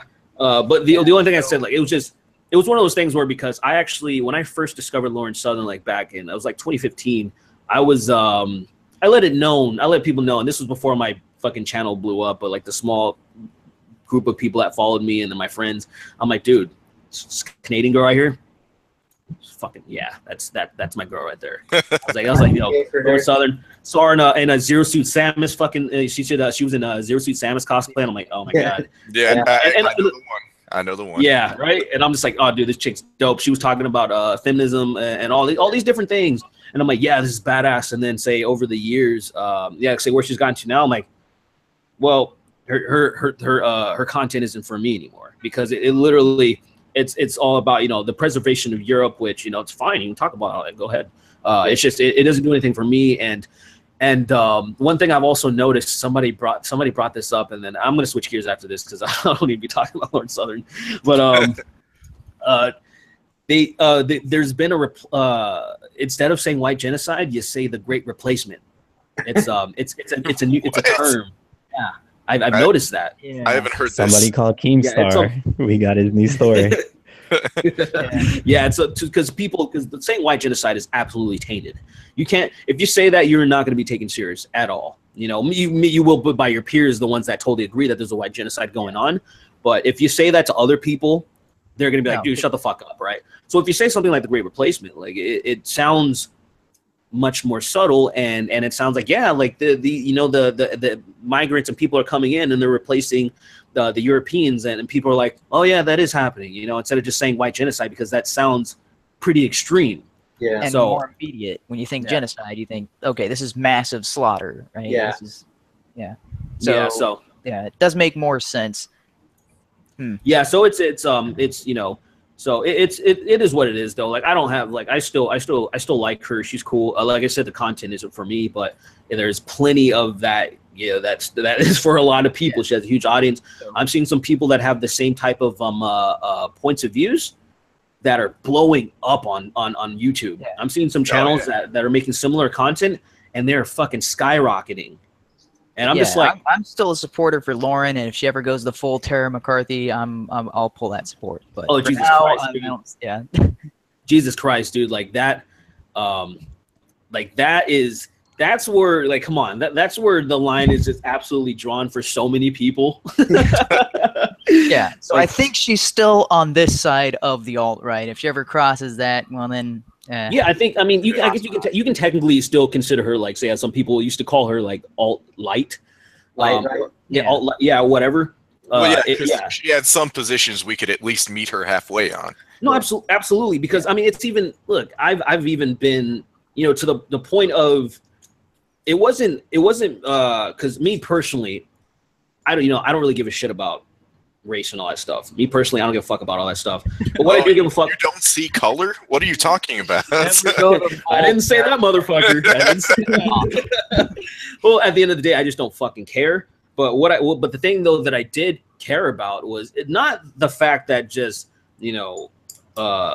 Muslims or whatever are pouring into Europe. It's the fact that they don't give a fuck about Western values, and they're still practicing all the shit that they did, and they're fucking everything up, and then crime and rape statistics are off the charts. Like that's the stuff that I care about. Like all the zones. Yeah, like if they were like Chinese, or Asian communities in the United States where they come in and then they mind their own fucking business and you never really hear from them. Like I personally wouldn't give a fuck because I don't give a fuck that's happening in the United States. There's people, white nationalists, they care. They obviously care. I interviewed Nathan Domingo, that the white nationalist that punched Moldy Locks. Yeah. And I asked him. I asked him at one point. I was like, hey, do you mind that the Asians, the ones that are there, like the Chinese that are and the Japanese that are thriving in the United States, do you mind them being here? He's like, yeah. He's like, I don't want them here. And I'm like, oh, fuck, fair enough. I was like, fuck, Well, at least he's consistent, I guess. I mean, yeah, absolutely he is. I mean, he's a fan of David Duke and all that good shit, So that's if you move somewhere, it's for a reason. But if you're gonna move somewhere and do the exact same shit, then why'd you move in the first place? Yeah, I totally feel you on that, dude. God damn, I totally feel you on that. But okay, let me wait. Go ahead. Go ahead. Don't. Yeah, it's all right. I was just gonna hit these last. Chats, yeah. I got 3 other super chats, man. I got super sidetracked. I like this one right here. $5 from Richard Dingy, I think that's how you say it. And he said, if traps aren't gay, what does that make Fetty Wap? Fetty Wap? Yeah, Fetty Wap is that trap rapper. The guy that he has like one eye and he like sings like he's being tortured in Guantanamo Bay. The guy like, soda. You know that guy. You know that guy, right? I thought he was like from somewhere else. I didn't know he was like American. And then he talks, and you're like, "Where's his accent?" Like he sounds so weird on track. Dude, that guy's interesting. I'll be honest. I despise most trap, but he grew on me. Fetty Wap fucking grew on me. Fetty Wap is great. He really did. It's one of those, I don't know, I can't even explain it. There's some trap that isn't complete garbage, and some of the beats are fucking dope. Like I put on. Hey, he was good. He was good on the Little Dicky track. Yeah, I mean, fucking Little. You didn't hear him on the Little Dicky track? What is it? Dude, I fucking save honest, that money. Man. I'm not I fucking don't like Little Dicky. He pisses me off, dude. It's just I don't want to get fucking anti-Semitic here, but I just go the full Tara McCarthy on your own stream. I knew I saw you in Charlottesville. Oh god. Why have to work this in organically? Did any of you see the Kodak Black music video where it's the Trump supporting and he just goes try to like kill the black guy in the middle of nowhere and the black guy is triumphant? And I was like, that just doesn't happen in the real world. I haven't seen I actually haven't really seen anything from Kodak Black. Dude, I think he's terrible, but I'd watched one of his music videos because the beat's not that bad. The whole music video is just like a Trump supporter fighting a black guy. Yeah, I'm a square, dude. I want to say, because I just saw in the chat real quick, some people mentioned Post Malone. I want to say Post Malone, I'm gonna be honest, I like the guy more than I like his music. Like Post Malone seems like a really fucking chill guy. I mean, he loves Stone Cold Steve Austin. He's just just on his podcast, and I'm so fucking jealous. You have no idea. Stone Cold Steve Austin's like one of my heroes, my childhood heroes. And yeah, so seeing Post Malone, I was like, you know what, dude, I gotta talk to Stone Cold at some point. But anyways, Post Malone, I heard a couple of his tracks. That one, that Celebration or whatever the fuck it's called. I don't know. Congratulations. Congratulations, thank you. God, I Yeah. sound so fucking lame, dude. What is it? What is it? What is it? If it makes you feel better, I haven't understood any of the references you've been making for like the past 5 Look at minutes. this. Look at this You know, white Post Mexican Malone, knows man? more about rap culture than No. dead black men over here. I know, right? That's fucked up. That's fucked up. But no, I mean, I'm an old school hip hop head. I fell off. I fell off pretty much when I graduated high school in 2006. Most of the shit, like, I didn't get past that. There was like a huge Dirty South hyphy fucking movement going on. Yin Yang Twins were coming out. Fucking Bubba E40? Sparks came back. Fucking E40, fucking Akon. All these people started coming up with that. Hey, I heard one I know. Okay. Yeah, so that was when I kind of fell off. After that shit, I really stopped paying attention to what the hell was going on. And I still stick to a lot of early 2000s and 90s hip hop, where it was kind of like my favorite era when hip hop on Power 106 was actually really good too. And there's still good shit out there. And a lot of people want to say that, like, oh, rap's garbage now. No, every once in a while you'll hear something really good. Obviously, Kendrick Lamar is still doing really fucking well. Yeah, I agree with you. But Every once in a while. Kid Cudi was the last one I picked up and actually liked. I don't really like Denzel Curry, rap dude. music. Denzel Curry's the best right now, I think. Denzel Curry's pretty good. Yeah.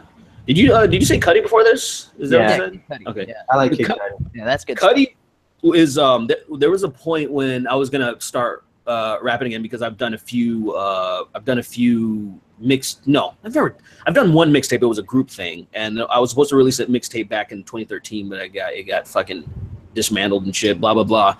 I was gonna do it, and I wanted Kid Cudi to be like my biggest inspiration, because I really love the feel of his. I just love the fucking feel of his music. Right. I love just the atmosphere. Really good. Yeah, exactly. Yeah, so that was one of those things, but whatever.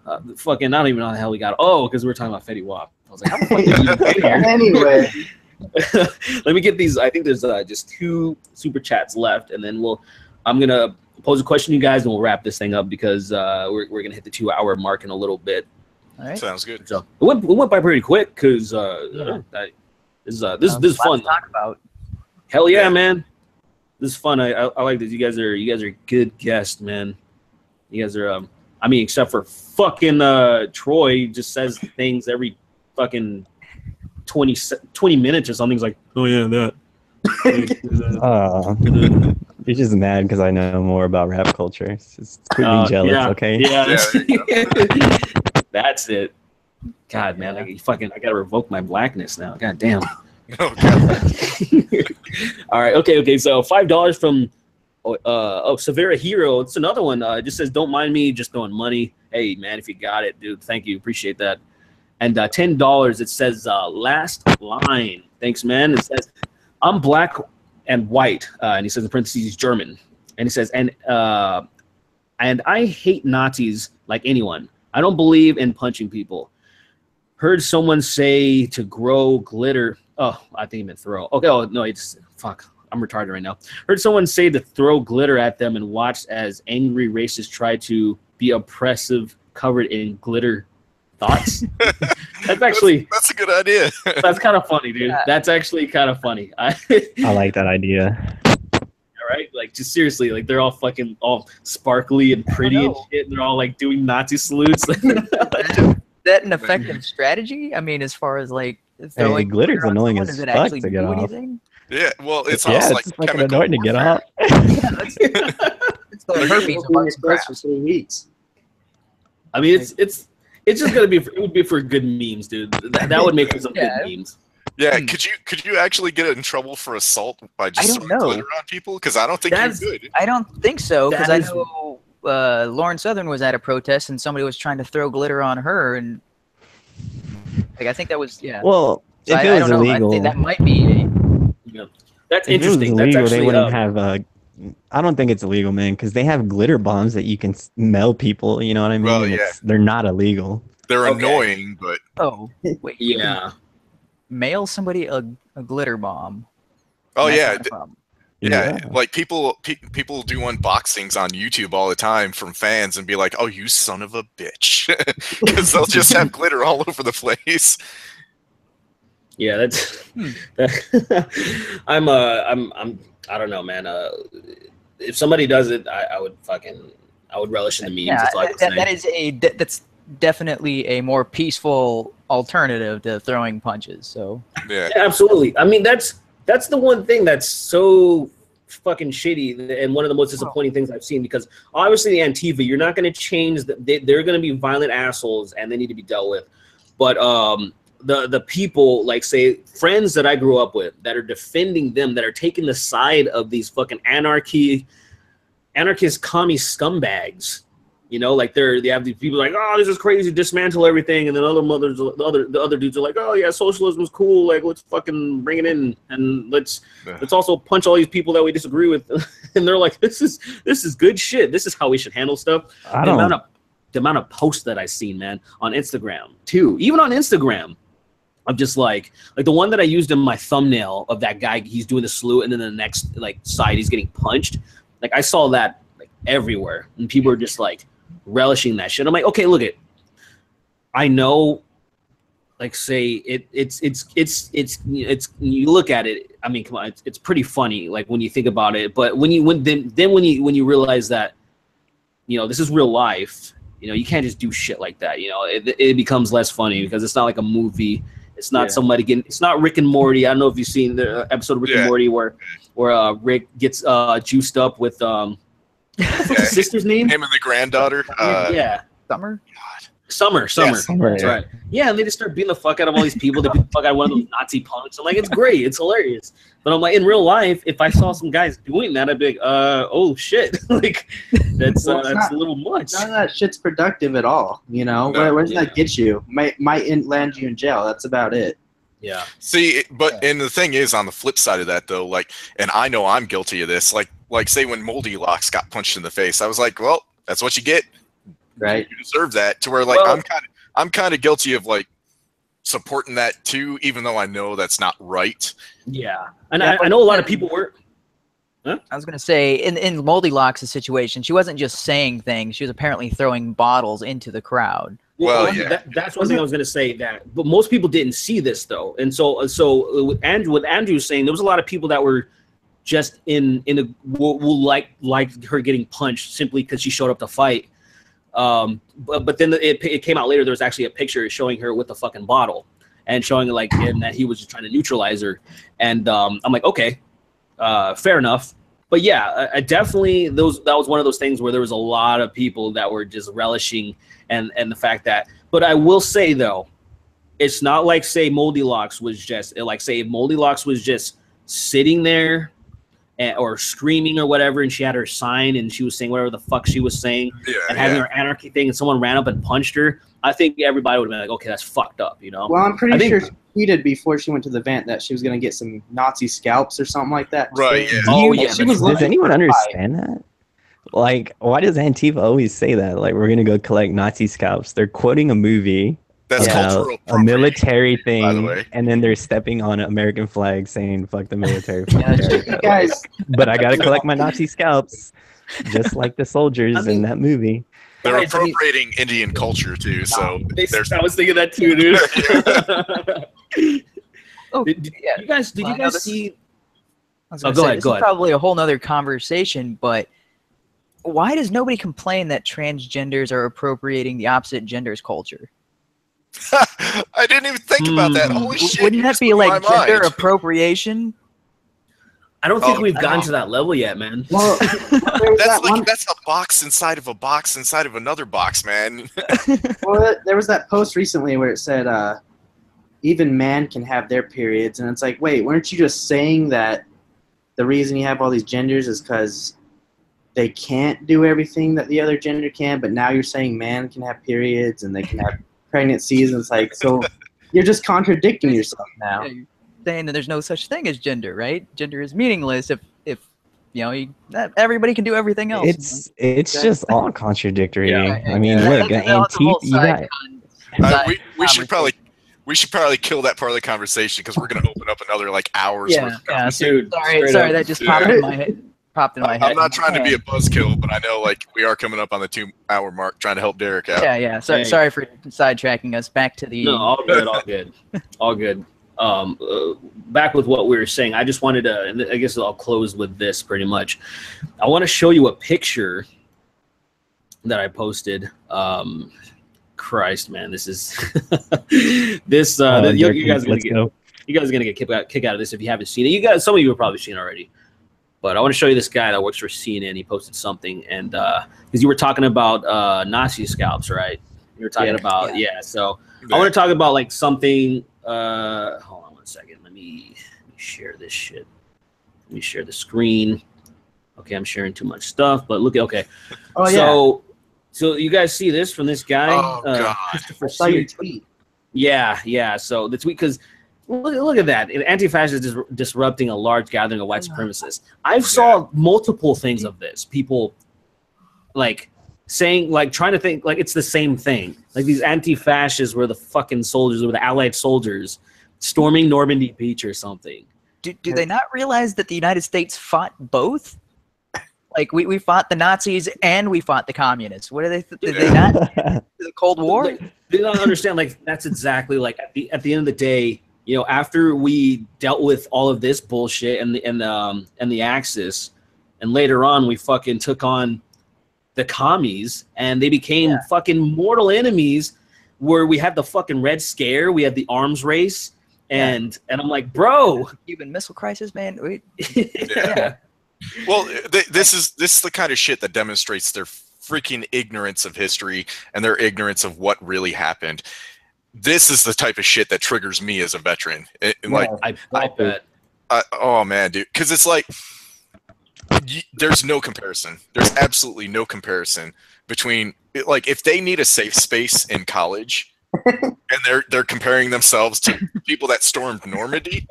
Fuck you. Yeah, I'd like to see those guys in an actual war. They would, you know, I wouldn't want to go inside you guys because you know they'd pussy out and leave you guys to defend for yourselves. Oh yeah. I remember the very moment I realized my own mortality. It was after coming back from deployment to Iraq, and I was driving off base one day and realized, holy shit. Yeah. I could have died. I absolutely could have died, and I didn't realize it, and it hit me hard. And you cannot fucking tell me that these assholes that are posting this stupid shit, they can, oh, look at me, I'm awesome. Look at me defending this. You didn't defend shit. You don't even. Your own mortality has never even really hit you because you were so pampered by the groups that you were in. This is the thing that pisses me off so much is seeing this kind of shit. Oh yeah, Don't the you guy know that tweeted that shit, he was it says a CNN at New Day anchor. So whatever the fuck New Day is, he's an anchor, and he's what's an affiliate for CNN. Yeah. So this guy, like, his network, like it's fucking crazy that somebody like on this level, that you would think that they would understand how disrespectful it is to even post something like that. You know, oh yeah, think about all the veterans that died on that beach that like defended people's rights to say whatever the hell they wanted to say. Like you're disrespecting their lives that they gave. That is ridiculous, dude. Like, that's what I don't. Those people that stomp on their flag and it's like, well, we're not doing it to disrespect the military. It's like it doesn't matter. You are by doing it. How can you not? Yeah, exactly. Yeah. It's all the same. I stand in the camp that they are allowed to do that. They are allowed, of course, but it's disrespectful. Not allowed to call but it's our right to say you're a piece of shit. Yeah, exactly. Absolutely. All right, so I got 2 last super chats, and then we are gonna close this up. Ah, shit! Did I click out of it? Some bitch. Man, I gotta pull it up and kill a little bit of time. All right, somebody pull their dick out. Hurry. All right, and the stream is immediately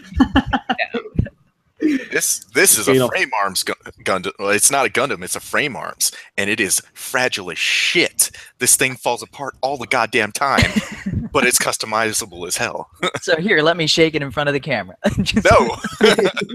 God damn, I'll be picking up pieces for days.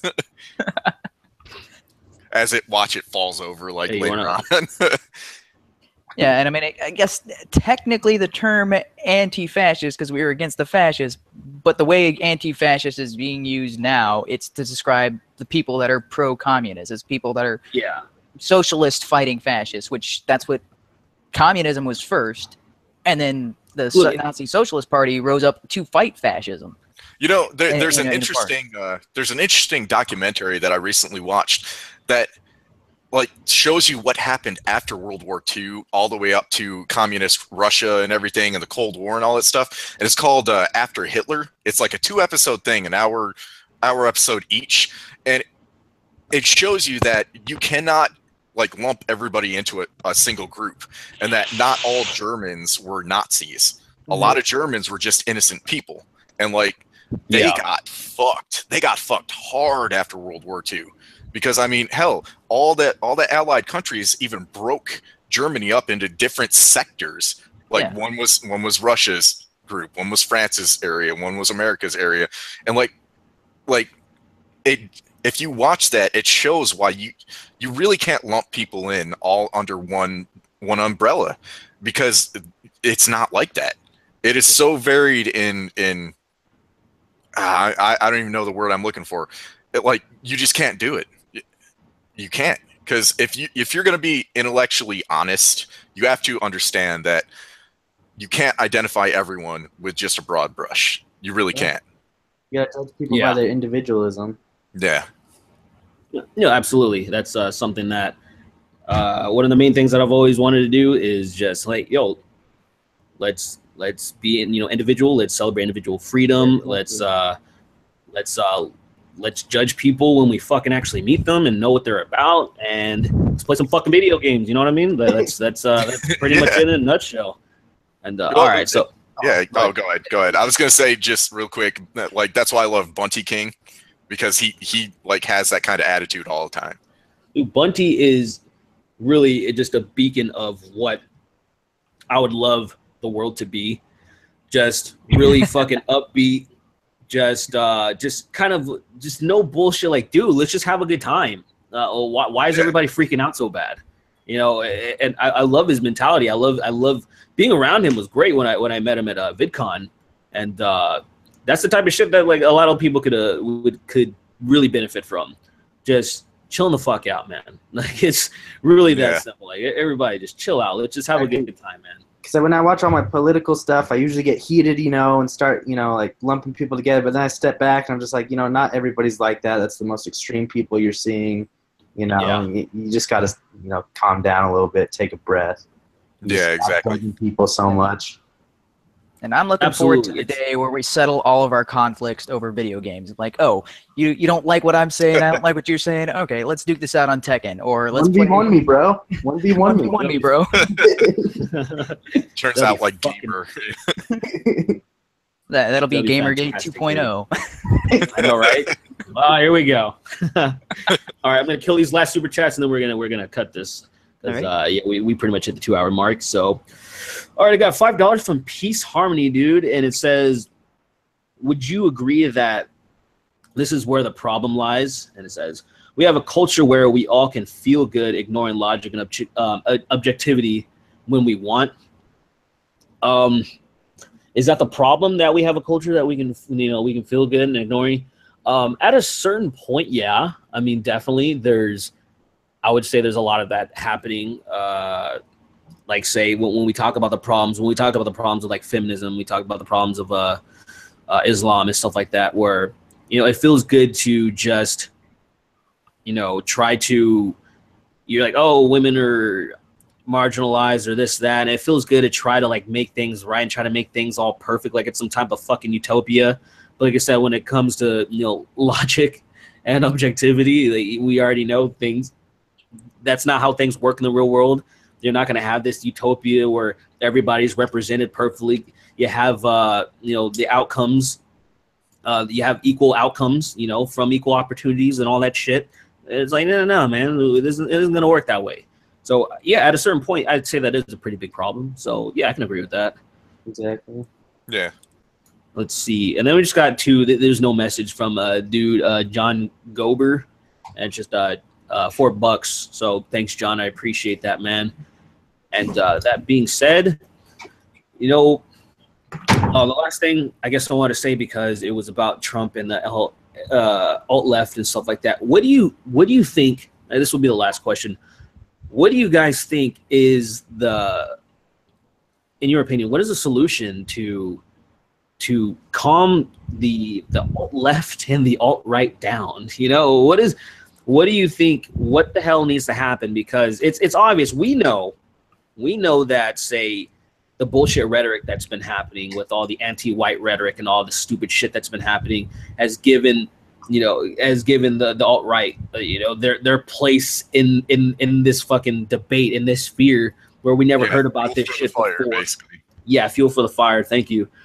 And what do you guys think needs to happen to for this shit to like just kind of calm down and go back to the way things were? You know what I mean? You want to go first, you Manny? Like I got something too. Yeah, you give them all a Pepsi. No. What Hell I'm yeah, thinking dude. is ridicule, and that seems to be that deflates anger in a situation. But when something's tense, when people are fighting, when there's when people are about to brawl or whatever, somebody is cracking a joke and that sort of thing often diffuses the situation. I think that's what needs to happen is people just need to laugh at both sides and be like, oh yeah, we kind of are being dipshits, aren't we? it'll help them be introspective if somebody just bursts out laughing at them. And I don't think that's what's going on right now. I think it's more everybody's getting angry and and every time there's violence against one side, that emboldens their side, and there's violence against the other side, and that emboldens them. And it's like, no, you're both laughable. You're both like, if this wasn't destroying everything, people would just get popcorn and be like, you see what this guy just did? What is this guy writing? Does he not even read his own sign? It contradicts itself. Like, so that sort of thing. Yeah, I think that would be the best thing to diffuse this, is just laugh at the stupidity. Yeah. What do you got, Wrestling? I mean, I would say it's something kind of like exposure therapy, not in the sense of like tough love, but if they would actually give, say like Milo or, just like Republicans, an actual platform to stand instead of protesting and rioting, maybe they could kind of get a point of view, kind of reflect on themselves in the mirror a little bit, see that they're not as educated as they think. They're just, throwing up garbage that someone else told them. Because you see those people and it's like, we want to impeach Trump, we want to do it now. And then they go, okay, how are we going to do it? And they don't even know, how to reply. They don't think for themselves. Yeah. So just educated on both sides, I think we could, at least come to an understanding. All right, Tree-san, what do you got? You got I mean, it seems pretty repetitive. It's something Derek here always says. I think we just kind of need to get rid of identity politics, because I mean, it's just nobody's an individual anymore, and it's almost like if you're not on any side, then you're an enemy. Like, that's just the way it is. And I think media also needs to stop pushing that to where, like, Fox is always saying like, yeah, the right is always right. And then, you have, like CNN always saying, well, us lefties, we have it right. We just need to push more objective views and kind of let people have an individual, perspective on everything rather than pushing them towards a side. Yeah, I can definitely I can totally relate with that. Though, what you got, man? What you got, Andrew? Well, the thing with social media and access to the internet and everything is it is such a double-edged sword, because you have free access to good information, but you also have free access to a shit ton of bad information, misinformation, and all that stuff. And you have it allows people with dumb ideas, uneducated ideas, hateful ideas to be able to spread their message and find other like-minded people and form communities. And the thing we need to do is, well, in my opinion, I think is stop this. We're going to let you like do what you want to do. And like, even if it's a little hurtful and somebody else doesn't agree with it, well, we'll let you have your opinion, like they do on college campuses now, where these people can like spout 82 genders, or you're hurting my feelings, so you're kicked out of school just because you hurt my feelings, which is stupid. We need to, if there is no evidence for what they're claiming, throw out their claim. It's just like Christopher Hitchens used to say, if you don't have, or like extraordinary claims, if they don't have any evidence, then they can be thrown out or whatever. I butchered it, but I know what you're talking about. Yeah, like extraordinary claims require extraordinary evidence. Yeah. To where it's like, if they have no evidence, they should not be humored. They should not be put up on mainstream media. They should stay in the bowels of the internet where they belong. Because unless they have any credible thing to back up their claim, they're a joke. And that's where they need to stay, in the realm of jokes. And that's what, like, I do get the idea of humor to try and deflate the situation. Like, that is a good idea, humanity. But, like, the problem is you have all these people, because of, like, what Rasslin said, that are, this guy's getting pissed off, and then this guy's getting pissed off, and they're getting so tense and so worked up that if you try and inject a joke, it just makes the situation worse, and it may light the match on that powder keg to where, like, I mean, some situations that works, and some situations it doesn't. Yeah. But, like, I seriously think we need to just be like, you know what? Shut the fuck up. Because until you're willing to bring some credible evidence, nobody needs to humor you. Exactly. And like, I've been getting way more aggressive lately towards this stuff, because, like, I really think that's what we're lacking right now, because we humor just retards that are just, they, like, what was it? There was a protest out in front of Trump Towers, and somebody brought a Milo book. Like, and basically the guy with the Milo book was recording the group, and some woman was like, "Oh, you're a Nazi. He's a Nazi." And so he started asking her questions. He was like, "Okay, why do you think he's a Nazi?" "Oh, because of his actions." "Well, what actions make him a Nazi then?" And she just shut up and just kind of walked away, because she had nothing. And There's it's nothing like, to fucking say. Yeah, and it's like, dude, these people are getting in groups and riling up the crowds when they got nothing.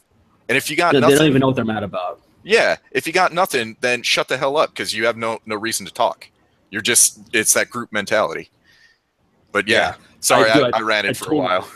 Yeah. No, it's good, man. And I do want to add one more thing, because I don't know if you're going to actually do this, but the other thing you guys can do is you can subscribe to some black guy. You can be a patron for him, and if you don't like Patreon, you can donate to his PayPal. You can buy his merch. Support some black guy, because he's helping spread the message. Yeah, absolutely. I appreciate that. Like, I'm really fucking bad at doing that. I'm really bad at promoting myself, man. I really. If you catch him on the stream, donate with a super chat.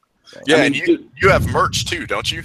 I have fucking, dude. I selling merch like a god church. That's the whole thing, man. I will, like, once I collect my thoughts, I'm gonna try to do better at shilling. You know, I'm gonna try to have everything. You know, not where it's annoying, but where it's like, you guys know, because there's actually a lot of people that they're like, "Oh, you have merch," and I'm like, "Oh, well, yeah, they're in my description." And I'm like, "Oh yeah, a lot of people don't look at those things," and it's shit like that where I'm like, "Okay, it's fair enough. I'm shitty at marketing."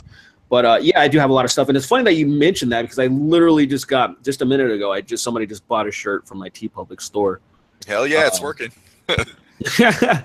Let me see what the fuck we got. All right, guys, my Wi-Fi cut out there for a second. No worries, man. Which one is this? Oh, an Obey one. The Obey one. Okay. Anyways, what I want to say in the solution, and I like a sprinkle of a lot of what you guys are saying, and especially, like, I like the whole, like, atmosphere of the whole jokes thing. I like that.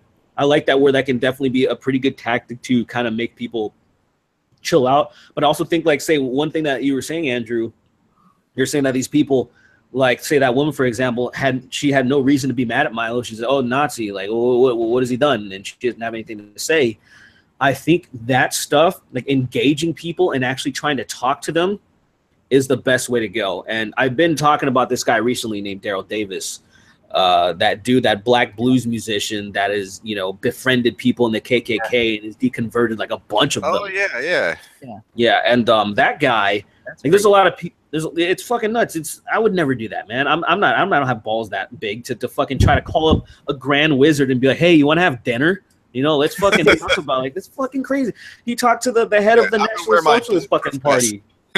It's crazy. I'm like, dude, he's talking to all these people, and I've reached out. Like I said, like, I tried to do Richard Spencer, but he was busy, and then but Nathan Domingo is just as good. I mean, it's actually, maybe I would say even better technically, because that dude was just like completely composing himself, and Richard he's trying to find the best way to get out in the limelight. That's why he tried to use Pepe for a while, and people are like, dude, get the fuck out of here with that shit. Yeah.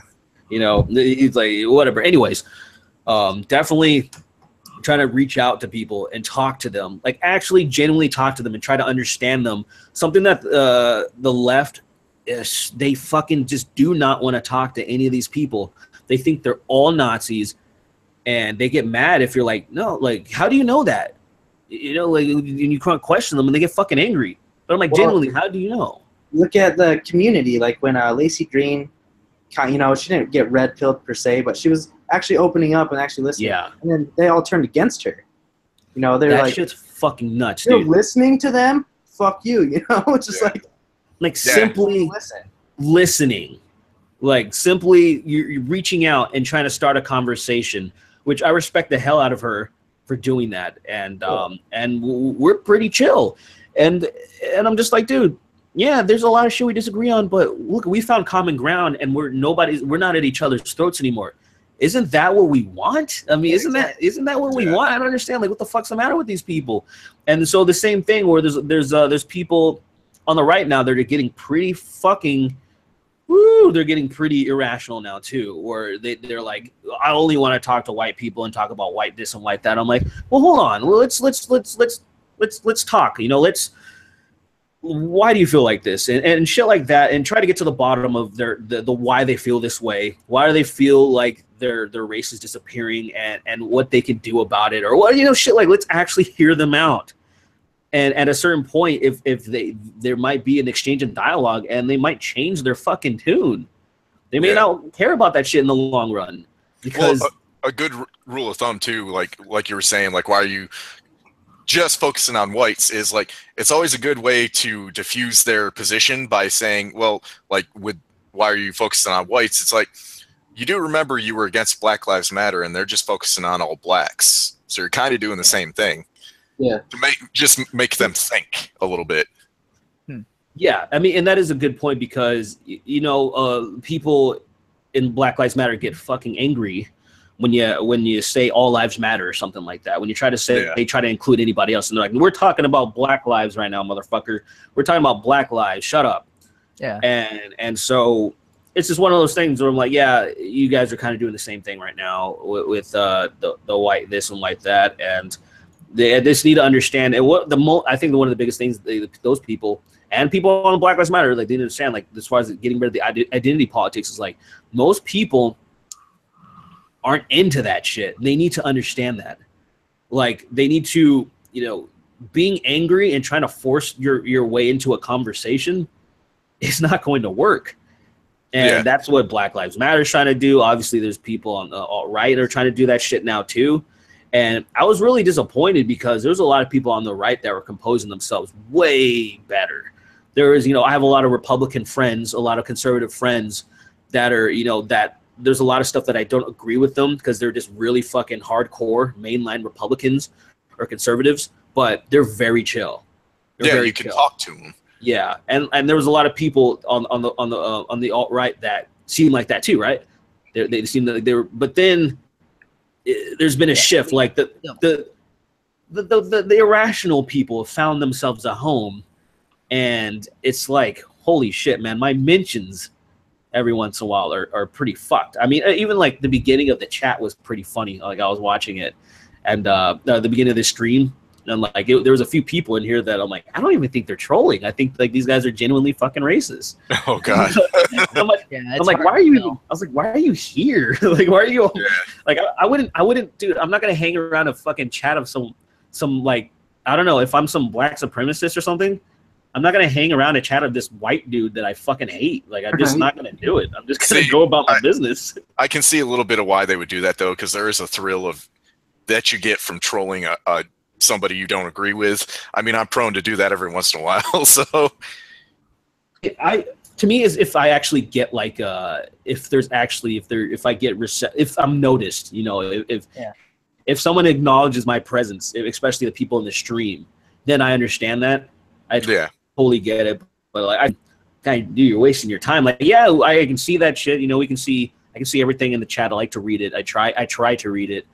simultaneously, but then it's also hard to speak to you guys and do that. So, but my whole thing is I'm looking at the chat right now, and somebody wrote, "How about nobody's life matters?" And that's been something I've had on my tweet. I think that was like one of the first tweets I pinned. And I said, I don't want Black Lives Matter. I don't want Blue Lives Matter. I don't want All Lives Matter. I want innocent lives matter, because I don't care who you are, what group you belong to.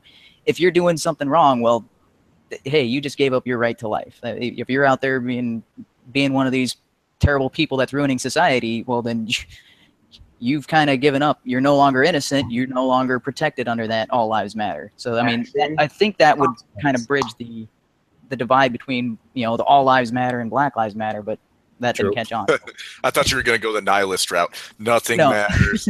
Nobody cares. It's all death in the end. No, like the people who are doing what they're supposed to be doing and who respect other people, those are the lives that matter. Yeah. So. Yeah. It's okay. All right. We've I think we hit it pretty good. Yeah. I think it's a pretty good stream. I definitely enjoyed this. Yeah, it was fun. Yeah, definitely. I'll the next one I'll give way more advance of a notice, where it's supposed to be the 15th of every month from here on. It's supposed to be the 15th of every month. There's supposed to be this patron live stream, and I'm too lazy. I'm a lazy piece of shit. I was supposed to change it to because I was supposed to change it to $5 and up patrons. So it essentially a $5 donation per month. You can jump in the stream, hang out. It's at 10 right now because when I initially started off, it's always I have a hard time trying to figure out the level of shit and how I should do things, and I'm just gonna keep it at that. And I don't fucking know. I'll change it one of these days, dude. Fucking YouTube has just gotten me so I'm like scattered, man, and I feel bad for. I don't blame you. I feel bad for some other people though, man. They've totally gotten their like channels absolutely fucked. Even it just happened to Andy Worski, and well, like, yeah, and Mr. Repsion too. Repsion, Paul Joseph Watson. Mm-hmm. Yeah, I catch him in videos every once in a while. His whole channel almost got taken down. Demonetized all around. I mean, there's a bunch of people that are. Oh yeah, Paul. I heard that he's just leaving. He doesn't care because I mean, he has Infowars, so he's fine. Exactly. Yeah. Actually, I talked to him, and so the even the revenue that was the channel is under Infowars. Like it's not like say a Paul Joseph Watson channel. Technically, it is. It's him. But it's like he's like an employee still of that. So even though the money that was being made was still like Infowars was making that money, so he's fine. He's totally. It's good. Like Louder with Crowder, they have their own website. CRTV. Yeah, fuck man. That's I actually wanted a way to go. That's something that I wanted. I talked about this a couple of months with some of the YouTubers. Were like, if we could start a network of some like having organized thing like. The way that what's his name, DeFranco Elite was doing, but I wanted to do it more transparent because DeFranco is just like, all right, yeah, I want to do this and give us a lot of money, and then like, all right, what the fuck's happening with that? I mean, I didn't donate to his shit, but I'm like, no, I did, but I don't know what's going on. He's supposed to be building a network, but that's what I'm saying. Like, what's happening? What's going on? And also, I thought it was really weird. I don't now. This is totally subjective, and we can go either way, but.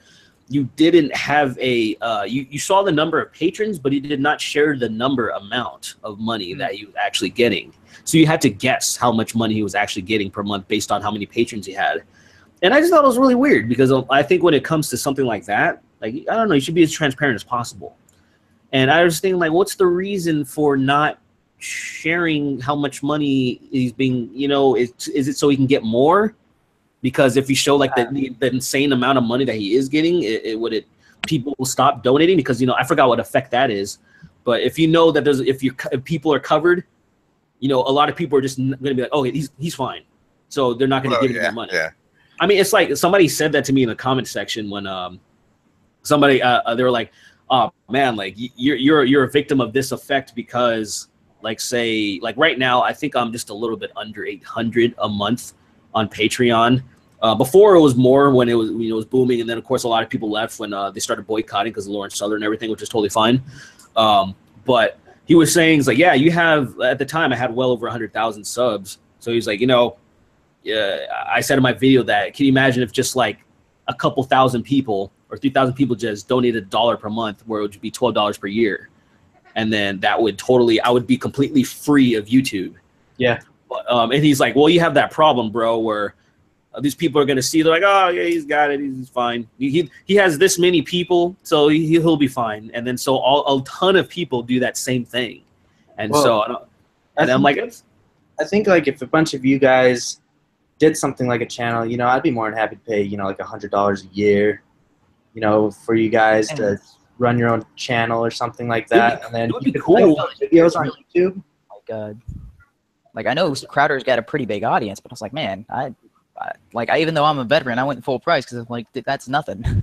Yeah. Yeah. You know, and if you get thousands of people paying $100 a month, you know, that's fucking insane. Like, I don't even. See, that's the thing. Like, I just want like just money to sustain me, and that's it. Like, that's why, dude, the potential that's in YouTube and this type of media is fucking insane. And here's me, where I think 2 months ago or a month ago, I had a really good month, and like my money tripled. And so the previous month, or the month that just passed, I didn't work nearly as hard because I'm like, I made a good amount of money. Yeah, you were on easy street for a little while. Yeah. So I was just like, and I still have that saved. It's still cool, but you know, a smart person would be like, well, I tripled my fucking money. I can work harder and keep going, or I can triple it again. So, or you know, like a smart person, but I'm a lazy piece of shit. Yeah. So you're saying I need to lower my donation? Yes, dude, I would appreciate that. No, do not do that. I think the other thing is there's a lot of YouTubers who aren't taught a lot about financing and investing and things like that, and so when they do get the extra money, they just spend it on whatever, or you know, they'll save it for, you know, future months and then just use it on rent or whatever. Yeah, that's one of the things. It's like there's a lot of people who were making a lot of money and they didn't plan for the future, and so that's something. That's very true. Yeah. Well, it's like that douchey kid that was with the Disney Network. What the hell is his name? Jake Paul. Yeah. Like once his money dries up, I feel really bad for him because he's riding a wave, and eventually that wave's gonna crash. He's no longer on the Disney Channel flow. Yeah. Yeah. All right. Well, we're kind of dragging this stream out a little bit. We're going really dude, far. we're gonna hit like 2.5 hours for like in a few minutes. I just somebody just said real quick. I just want someone said if you charge $100 a year to just interact with the chat box for the same amount of time you do this live stream once a week, I'd pay. Truth. That's I mean. Oh God, I gotta do it. That's something that I actually would love. Oh man, I saw it in the comments. I had to do it. I'm dabbing on a hater. This person's gonna be very satisfied now. Christ. But yeah, so that's something that I'd actually consider. $100 a year. That's I don't need. I mean, even just like say, you know, break it down to like $5 or something, and then like that would a month is what, like $72 or something like that. I don't know, what's 5 times 12? 17, right? I don't fucking care. I don't care about math right now, dude. We're gonna end this shit right here. I want times 12 is 60. 60? Yeah. 60. Oh wait, then why did I fucking say 72? Is that 6 times 12? Because you were thinking virgins. I don't know. There's no in multiples of 5. Allah Akbar. Yeah, no. Why would I say 72? 6 times 12 would be 72. It's 72. That's why I said that. I'm getting the fuck out of here before I say anything more retarded, dude. Yeah. This stream's dragging along so much that you're forgetting numbers. All right, guys, dude. I appreciate you guys joining me and the chat. You guys were lovely. So all of you guys, we'll do this again next time. Make sure you're available. Around should be 15th, but if not, you know, we can push it to the 16th again, or we can push it. We can work with people, you know. We can work with motherfuckers. Cool. Thanks for having me, and thank you guys for your service, by the way. Oh yeah, thanks for your opinions, man. Yeah, thanks for the conversation, guys. Likewise, all around. Fucking all right, everybody. Let's all go get laid.